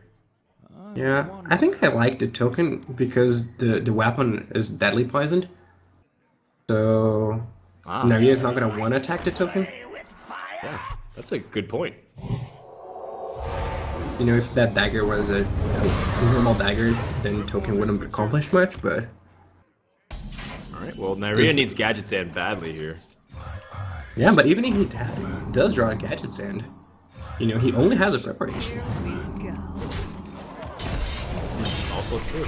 So it's not like he can get a lot of draws unless he's getting the exact cards like Gadget Sand, Prep, Shiv, Conceal. Yeah. And what do you think are the merits of not using your hero power here to play around Harrison Jones? Do you think it's likely that you're going to use the 2 mana next turn? Or I don't think you think about that as much, because the hero power is kind of easy to squeeze in. But on turn 5, I think that is something you should consider, because There is No, I mean right Anderson now. Jones possibility. You know, he had no weapon. He just used the hero power. Oh, but if you gadget stand, you want to have as much mana as possible. So I think weaponing up here is fine. I don't know how much you played on Harrison Jones this late. Yeah, and your opponent has so many cards in hand already that, you know, if he just draws 2 cards and spend his turn playing Harrison Jones, I don't think he'd care much. Nyria, the Leroy conceal play is almost after a certain depth because there are many ways for Paladin to kind of do this. The consecration, of course, Savitsa's got him covered twice over. Yeah, can't really go for that. Ooh, Tyrion. He already used And a one sap. sap's already gone. Yeah, he's shown that he's only weapon passing, which means he's holding situational cards. So you want to get this sap out now because clearly he doesn't have Gadget Stand Auctioneer. That's good to me. Nyria's in a lot of trouble here. Yeah, Here we go, really Gadget is. Stand Auctioneer off the top. Oh, wrong 5 mana minion. Yeah. Here we go. What, attacking into Tyrion? Okay, takes a lot of Yeah. damage, but, you know, has to do it. Okay, so I think the next turn is the last chance for Nyria to draw Auctioneer, or else Savitz just wins. It might be too late already, honestly. Emphasis on might, because I think there's still a series of draws you can do. Oh, he gets it! I was To one no card one's off. surprise. I was one card off. I'm a little rusty in my prophetic skills. Oh, that's a dead draw. Yeah, it's Fan of Knives. Here we go. Band of Knives would Flurry. be excellent. Blade Flurry would be great. This is weird. Oh, this is really weird. I honestly think you don't want to sap the 5/6. Nope, you don't want to sap Tyrion either, but I think you have to, Yeah. given the circumstances. You eviscerate for the damage? Do you... I think you You just have have to. to go for the whip. Yeah, hope He he draws has Shadow Blade Step. Flurry.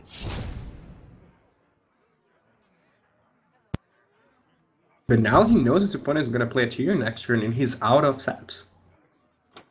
Actually, I think his opponent's going to double Consecration. Oh yeah, but that's also possible. But, you know, from his perspective, like, he's thinking, how am I going to win the game? You know, he knows his opponent has Tyrion. He's going to at least play that. And you have to... Yeah. Oh, but what does become scary is if he doesn't play a taunt, then does his opponent have the... He doesn't have actually another sap. I forgot, that was second sap has been used. So this is actually a better play because now he has to go through this taunt. And the other play, double consecration, still opens you up to Leroy and Shadow Steps. So now he needs something. Backstab's good. Yeah, that is pretty good. You know, he's going to Can get he rid of keep the this Divine alive? Shield. Oh, he's Shadow Step. Ooh, that's first. But he can't attack into Leroy and Blade Flurry because he's at too low health. What? You might 3 have to. damage does You might he have to attack and Blade Flurry. Attack, Blade Flurry. That's going to be a 16. He's missing. He's missing. He has to Blade Flurry now here, and draw into second Shadow Step. I wonder. Does that? How does that? Doesn't help, right? Oh, he does. Yeah, obviously. Because you Blade Flurry, attack you Gadget kill the Stand two, in, then Yeah. double Shadow Step, or Cold Blood. Actually, there's Cold Blood too in his deck. No, he used it on his Auctioneer. Excuse me. Oh man, it's coming down to this. He gets second Shadow Step. Ugh. And Nyria should have the mana to end this game right here. Oh my goodness. The 1 out of 6 chance that he gets it, and Savitz is not pleased. We have once again an even series. Yeah, wow. And would Savitz have won if he had played 2 Consecrations? I don't think he would, right? He was still bad to the attack from the blade, and so Savitz actually couldn't have done anything to stop this. Well, no, if he double Consecration, his opponent would have to play Gadget Stand number 2, which restricts his mana, and then he can't. Yeah, but I think he was just bad to Leroy Shadow Step attack Blade Flurry then. I mean, he didn't need to draw the second Shadow Step. I think you're right then, because I'm forgetting the taunt Yeah. giver. So I believe Okay, you're so- correct. Yeah, I believe you're correct. A little bit tough for Savitz to have that one outer be able to hit him, but it wasn't even that far-fetched. Nyria had drew through so much of his deck. He went through 25 cards and able to pair together the combination, the exact combination to win the game. Now he's going to go to Handlock, Yeah. which is a deck that's pretty strong against the Miracle Rogue. But, I mean, Aria seems to be hitting the cards that he needs at the exact time, so it's looking pretty good for him.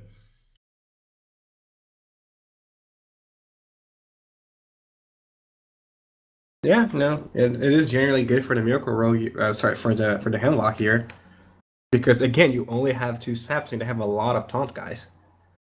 So even if you draw the great portion of your deck, there are a lot of games in which you just cannot kill them. But as we've just seen this game, you can never count Miracle Rogue out. You know, they can just kill you out of nowhere. All right, well, let's go into game 5. Maybe Savitz can take some time to blow off some steam, because that definitely is rage-inducing. The Paladin almost was able to beat Miracle and go 3-1, and that is such a that's just the advantage there is so much larger, because now you have 3 opportunities to beat his opponent's Paladin deck and scout what his opponent has and have a game plan for it, but now it's just evened up. And of course, Handlock can always be the victim of bad draws, but it seems to have good cards already. Twilight Drake and Lotheb, 2 cards that are highly important. VIPs here. Yeah, and Hemlock is one of those decks that, you know, though he can get bad draws, it's extremely consistent. Because a lot of his cards do the same thing, and you're just, you know, hero powering, so you draw more cards than your opponent. There's no particular card, you know, there's no card in Hemlock that's as good and necessary as Auctioneer or Leroy are in the Miracle deck. So it's a lot more interchangeable. That's true. It's more of a Gadget Stand or bust. But there's double Gadget Stand in the hand of Nyria, so he's got the ways to get the motion going. This guy's toast. And important to drop a minion on turn 3. People see, well, why are you not getting value off of this? But the most important thing is if he had like cards like Backstab and Deadly Poison, it's a way to fight against a 4-drop. Yeah, I mean, you weren't getting the 2 damage from the combo, but you probably weren't killing a creature anyway. So by attacking with it a turn earlier, it's like you got 3 damage instead of 2. That's pretty good. Oh, and Nyria has a lot of damage in his hand already. He has the Leroy and the 2 Shadow Steps. Yeah, just needs to get the mana together. Which Yeah, is he can much just easier play said than done. Yeah, but he also has 2 gadgets. You know, he could just play one as a 4/4 body if he came to that. Alright, well, Savitz doesn't want to take any more damage. He could have tapped for the Mountain Giant, but he says the cards I have are good now. I don't really need to do too much more and help Miracle kill me. Right. Ooh, Azure Drake, pretty good card here for Nyria, you know. So there are 2... Shadow Flame. Ooh, yeah, that's good. I was gonna say he's gonna have to Soulfire one of them, but he doesn't have to now. Yep, this is starting to look pretty bad. He needs a sap or a way to deal with this giant. Yeah, his opponent also has a lot of damage. You know, he's dead in 2 turns here. There are 2 Soulfires. You know, even with this healer, he's still dead in 2 turns. Yeah, I suppose the double Farseer kind of makes up for a lot of the damage we just saw. Yeah, but again, you know, his opponent, as long as he doesn't discard Soulfire to Soulfire, has 24 next turn. It's true. In fact, Lotheb seals it in a way because you can't use a lot of spells. Lotheb, maybe taunt up Lotheb?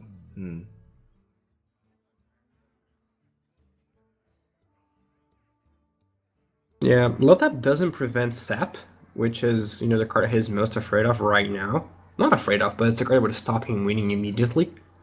But it does stop everything else. He knows his opponent doesn't have more life gain. Yeah, kind of a little bit of a tricky moment. Savitz doesn't want to overextend because you want to save the Lotheb for when you see the Auctioneer. Although, if you kind of anticipate an Auctioneer, you can go for it too. I still like this play because your opponent probably would have had Sap the previous turn to deal with the Mountain Giant, or at least delay. And he has to top deck the Sap, which is already pretty difficult because he's using most of his mana that turn. Now, Rhea looks like he doesn't get it, though, and it's going to be really hard to kind of do anything with this position.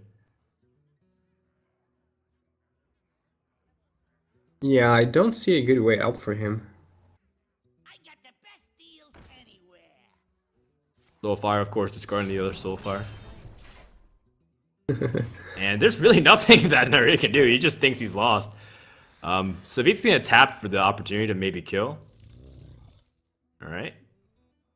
Well, his opponent's at 1 health, and he can Shadow Flame to kill off the Gadget's hand. Naria has 19 damage, though. Do you think it was short-sighted to Shadow Flame your Taunter? He could have played another taunt guy here, right? Yeah. What if he had Preparation, like Leroy, double Shadow Step, Preparation, Eviscerate? Why did he not play it? He has, I think he has Molten Giant, and if he plays his other Taunter, he doesn't have an opportunity to next turn. If he takes His opponent's damage. at 1. Well, I mean, most likely if he draws Sap, then he saps, and like say he Sap removes, then you play Mountain Giant and Sun Fury again. Yeah, I guess. You still have Sledge Belcher, and at this point, just adding a body to the board could be relevant. Maybe he thinks, he's gonna lose to maybe Sap, Deadly Poison, Blade Flurry, or something. Nyria finally gets Preparation, but he didn't use Gadget Sand with before it. Now he's gonna have to try to see if he can make something happen. Yeah, I don't think he can. Oh, and Sap does come too late, and that's gonna mean Savis takes a series lead 3-2, and becomes 1 game away from winning VGVN number 3. But not if Nyria's Paladin deck has anything to say about it. Yeah. And we've seen this matchup before. And I think it was actually the match we just saw, and I think it does favor the Paladin player. Because they have, equality is super important and ways to shrink your guy. And like Aldo Peacekeeper and Humility. Though Nyria's version is super interesting. He runs 1 Mind Control attack, 1 Chillwind Yeti, which we don't see in Sevilla's version. Yeah, I'm just thinking and evaluating what he's cut compared to Savit's. It's not exactly most obvious right now. But either way, it still seems like it has a lot of the good stuff. The heals, it's got Tyrion, it's got the Kodos and... Huh? He cut the 3/5 taunt, the Shield Master. Ah, the Shield Master instead. Alright, but he has Defender Fargus in that slot. I like Defender Fargus. Also, he doesn't have some early game creatures like Haunted Creeper compared to Savit's. Yeah, true. I like Defender Fargus too. If worse comes to worse, you always have your hero power, and you're gonna get some. It's like Shaman, you're gonna get dudes. All right, well, let's see if it comes into play here. Game 6 is about to begin, where Savitz, if he wins this, he will be VGVN3 champion and finally be able to get another important gold medal under his belt after a couple months of a dry spell. Meanwhile, Nyria, this is his first public tournament. He could be kind of like the Royal Roader in a sense, where the first high publicity event he's playing in, he wins. A great showing for the number 2 ranked player in Europe.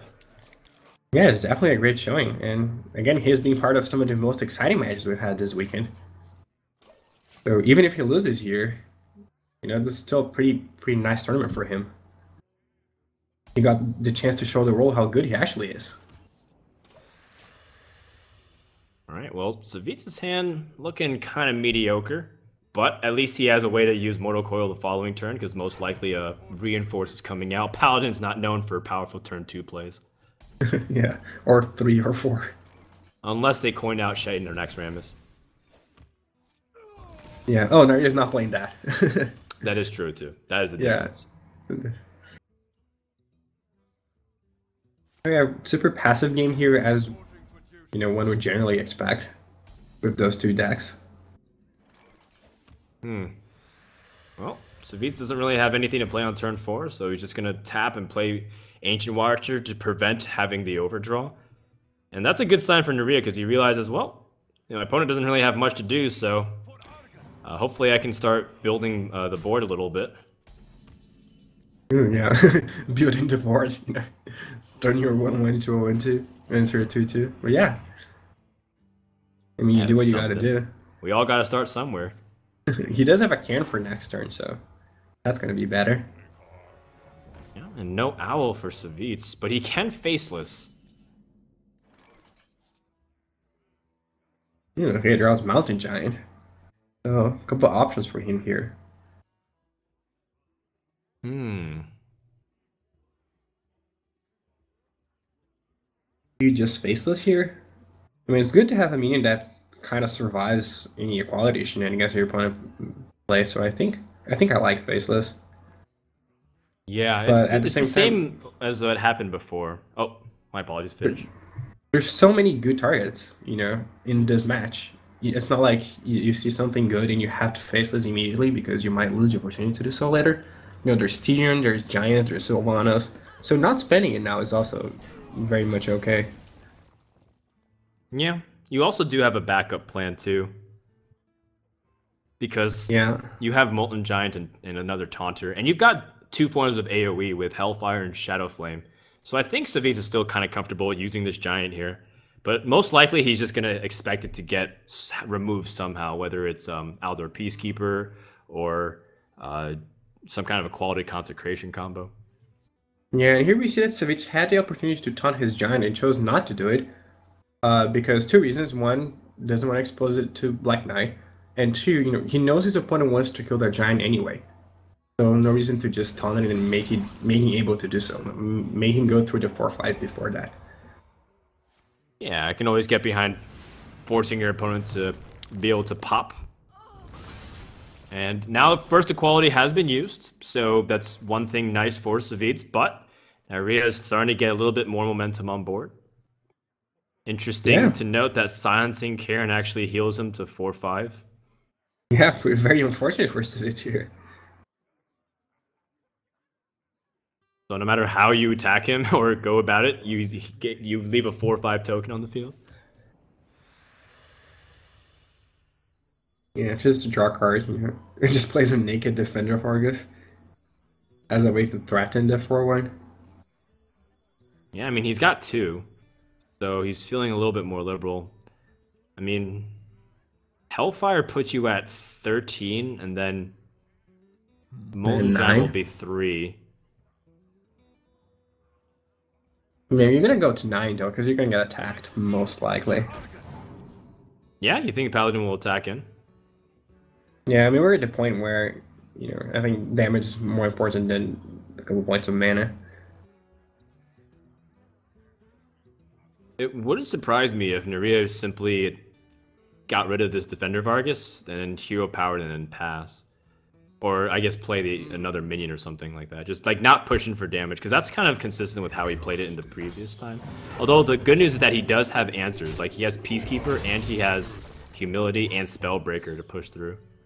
Yeah, no, it's definitely possible that he does that now, because the difference between costing 6 and 4 is actually very significant.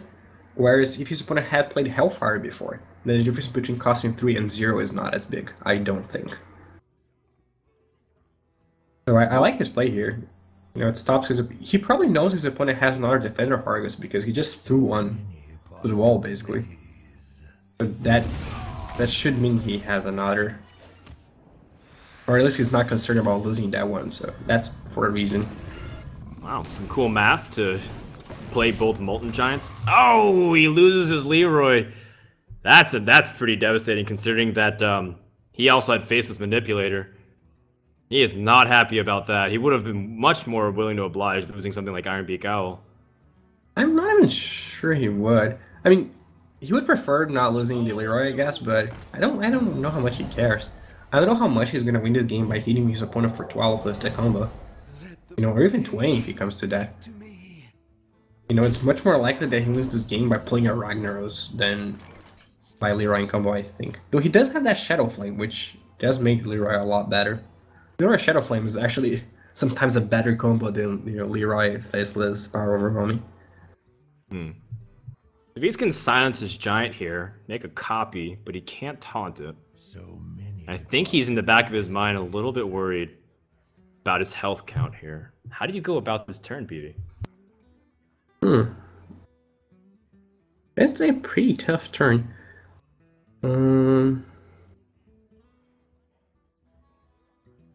Yeah, I mean, I don't think you want to put yourself dead to Silver Champion.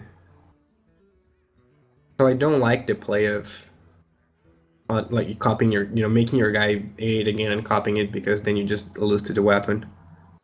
Because you cannot get rid of the two big attackers. I don't know what you would do. I wonder. You could attack with both giantess. Or you could just not copy it, just taunt your guys. You know, just make one giant big. Yeah, sure. That makes sense. I think I like that a little bit more. I don't think the game is, you know, it's a bad enough position that... Ooh, okay. Yeah, I think my play would have been to defend our Fargos, the two giants, and send the 1/2 giant at the 4/2 dude. And then just keep the other 9/9 giant, and you know, you still have two big taunts. One of them doesn't have a lot of power, but they both have a lot of toughness. Alright, well, you saw an Ironbeak Owl, so you're more likely to play Tyrion. It seems like your best threat to end the game. Of course, Savitz, we know that he has an opportunity to respond immediately with Siphon Soul, and he can taunt up, so that way the Ashbringer isn't as big as a problem. Or you can even face this Manipulator. Yeah, he really wants to, but can he afford to? Ugh. If he faceless and plays Defender Harvest, he doesn't die to a silence. Yes, but then I think you die to the second equality consecration. Well, your Tyrion still lives, right? Because Divine Shield's gonna absorb that. Ah, you're right. So many possibilities. Oh, no, this is what you do. This is really cool. This is not going to happen whatsoever, but you actually use Equality Consecration, and then you suicide your own Tyrion into his, and then you have a 5 damage weapon you can. Oh, sure, because he will go to 5 life. Yeah, that makes sense. Boom, we just solved the puzzle that didn't happen. But for you guys out there who love critical thinking and logic puzzles, that you can do that. Good job, good job. Thank you. It's one of my more useless skills in life, knowing Hearthstone puzzles. Now, Nyria picks up Kodo, which actually can be a huge value, but there's no guarantee of it.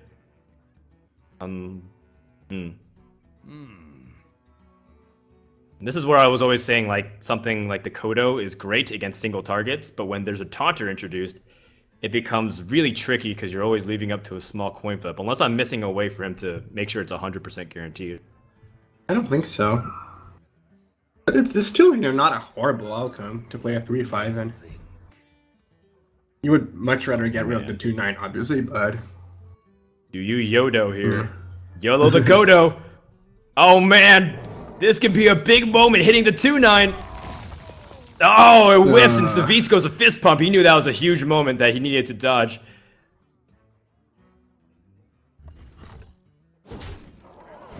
Oh my goodness. I think... Oh no, I was gonna say Ragnaros would have been a potential game ender. Okay, it chooses to heal instead of playing a ton on his own. Wow. Alright. Is it time to Ragnaros, PV? I don't think so. I think you risk just dying. You That's did true. that. Because you're still worried about quality consecration, right? I mean, you do have the 2/9 taunt, but your opponent has that Spellbreaker. So, I guess you feel safe man. enough with that 2/9. You're right. If this doesn't hit the 3/5, then Savitz's game is over, but that was an important snipe because the silence allows him to do 8 damage direct. Wow. Very tough situation all of a sudden. And Nyria doesn't have a direct way to answer this Ragnaros, which means a faceless on it is going to be devastating. Yeah, oh, interesting. Nyria chooses not to go for the, you know, for the silence attack and hope to kill next turn. But he doesn't know his opponent doesn't have any more taunts. Wow. Let's see, wait, Ragnaros is 16, 18, 22. There's no way to guarantee it. Ooh, Lotheb shuts down the possibility of equality. Yeah, Lotheb's pretty good here. That's great. He can even play the healer, the Farseer. Oh, he doesn't shut down a quality Pyromancer. Oh, that's also true. Whew, that is very true. Yeah. You know, much easier game for us. We're looking at both hands here than for the players who have absolutely no idea what's going on. I wonder. If you play Lothab, I feel like you have to go for the Farseer just because of how much damage possibility. Like, Almost out of time. I like Lothab the more I evaluate it. You have Faceless there still as backup as your Ragnaros finisher. And he's going to put him down to 16. Now Rhea needs something big here, needs equality. Oh, it's True Silver Champion. Doesn't How do get you it. dig yourself out of this? Well, he does have Black Knight to start with. And then, you know, maybe Black Knight Alder make a minion. This is when you yeah, but you his don't have opponent enough has mana Shadow to do Flame. that. Oh yeah, you're gonna be missing one. Sorry, but yeah, your opponent has Shadow Flame, so he can almost guarantee that. Depending on, you have to alter the Lothab so that both Ragnar's don't go at you. At least from our point of view. Right. I mean, this is. Are you playing around Faceless on the second rag, or are you just trying to make No. sure not to let this rag go on any longer? Yeah, no, you have to play to beat one Ragnaros. You can't worry about two. From No, our bidding one perspective, is it looks looking- like it is to kill the outer Peacekeeper and kill a minion here. Must move quickly. Follow the rule. Yeah, you know, but do you attack? Probably attack face here. Okay, that's right. He has the ability to end it, maybe if this doesn't go right. But Savitz has Soulfire, and I believe this is checkmate. You just have to put Yeah. 2 Ragnaros and Yes. be able to trade your minions efficiently, and he has it. And if it wasn't enough insurance, he's got Ironbeak Owl. So Savitz will be your VGVN3 champion. He knows he's won. Yeah. All right, now the most important moment. How does he end it? He can BM a little bit here. Silence Ragnaros. I say you silence Ragnaros, you trade, and then you let him do the finishing combo there. But it's okay. I'm still happy with double fire shots to the face. And Team Liquid will take home the win, as they are very happy considering that they are one of the main sponsors of the event. And Rhea finishes in second place, but what a hell of a tournament this guy played. From some of the most memorable top decks to the crazy Leroy play against Hyped and his mage deck. VGVN3 was a very good tournament, and we took a different approach this time around, inviting a lot of players based off merit. But I think people were very happy with the results, as you got to see some of the most high-level play in Hearthstone yet. Yeah, I definitely like watching it. You know, it's a super cool experience. A lot of plays I never even thought about. That's right. Guys, we want to remind you that there's going to be an AMA happening on Liquid Hearth from Savitz. So if you want to ask him what's it like being an open bracket player that wins a tournament, you can go ahead and troll him a little bit as well. Ask him why he's so handsome. And go ahead and go on liquidhearth.com and post your questions. Also, enter for your chance to win the Zeus Mini PC. This is the 3rd tournament in the series, and I believe the last one as of now announced for the entire circuit. So make sure to get your last submissions by typing in giveaway in the chat and finding out more information, and sign up for the Video Game Voters Network, who hopes and fights for the gamers' rights in the United States Supreme Court, and do all kinds of cool stuff with activism as well. We're going to be hosting Jab, who is an NA Top 16 qualifier player, and you can go ahead and see his stream if you want to stick around. In the meantime, we're almost done here. PV, do you have any last words and comments? Thanks for coming on the show, man. Yeah, thank you. Thank you for having me. It was a great opportunity. And thanks to everyone who watched. You know, you're the people who make this special and worth doing. And congrats to Savitz, who won the tournament and had a great run. And to Nairia, who basically impressed all of us with his, you know, very fast, very on-point play. So good job to both of you. That's right. A final shout out to all of the people who made this possible. The One Nation of Gamers people who organized the whole thing. Liquid Hearth, of course, for hosting the event. And then VGVN for providing us with the primary sponsorship, as well as the Cyber Power PC. From Frodan and PVDDR and everyone else here in the production crew, thank you so much for tuning in to VGVN 3. The final score, Savitz 4, Naria 2. Have a good night.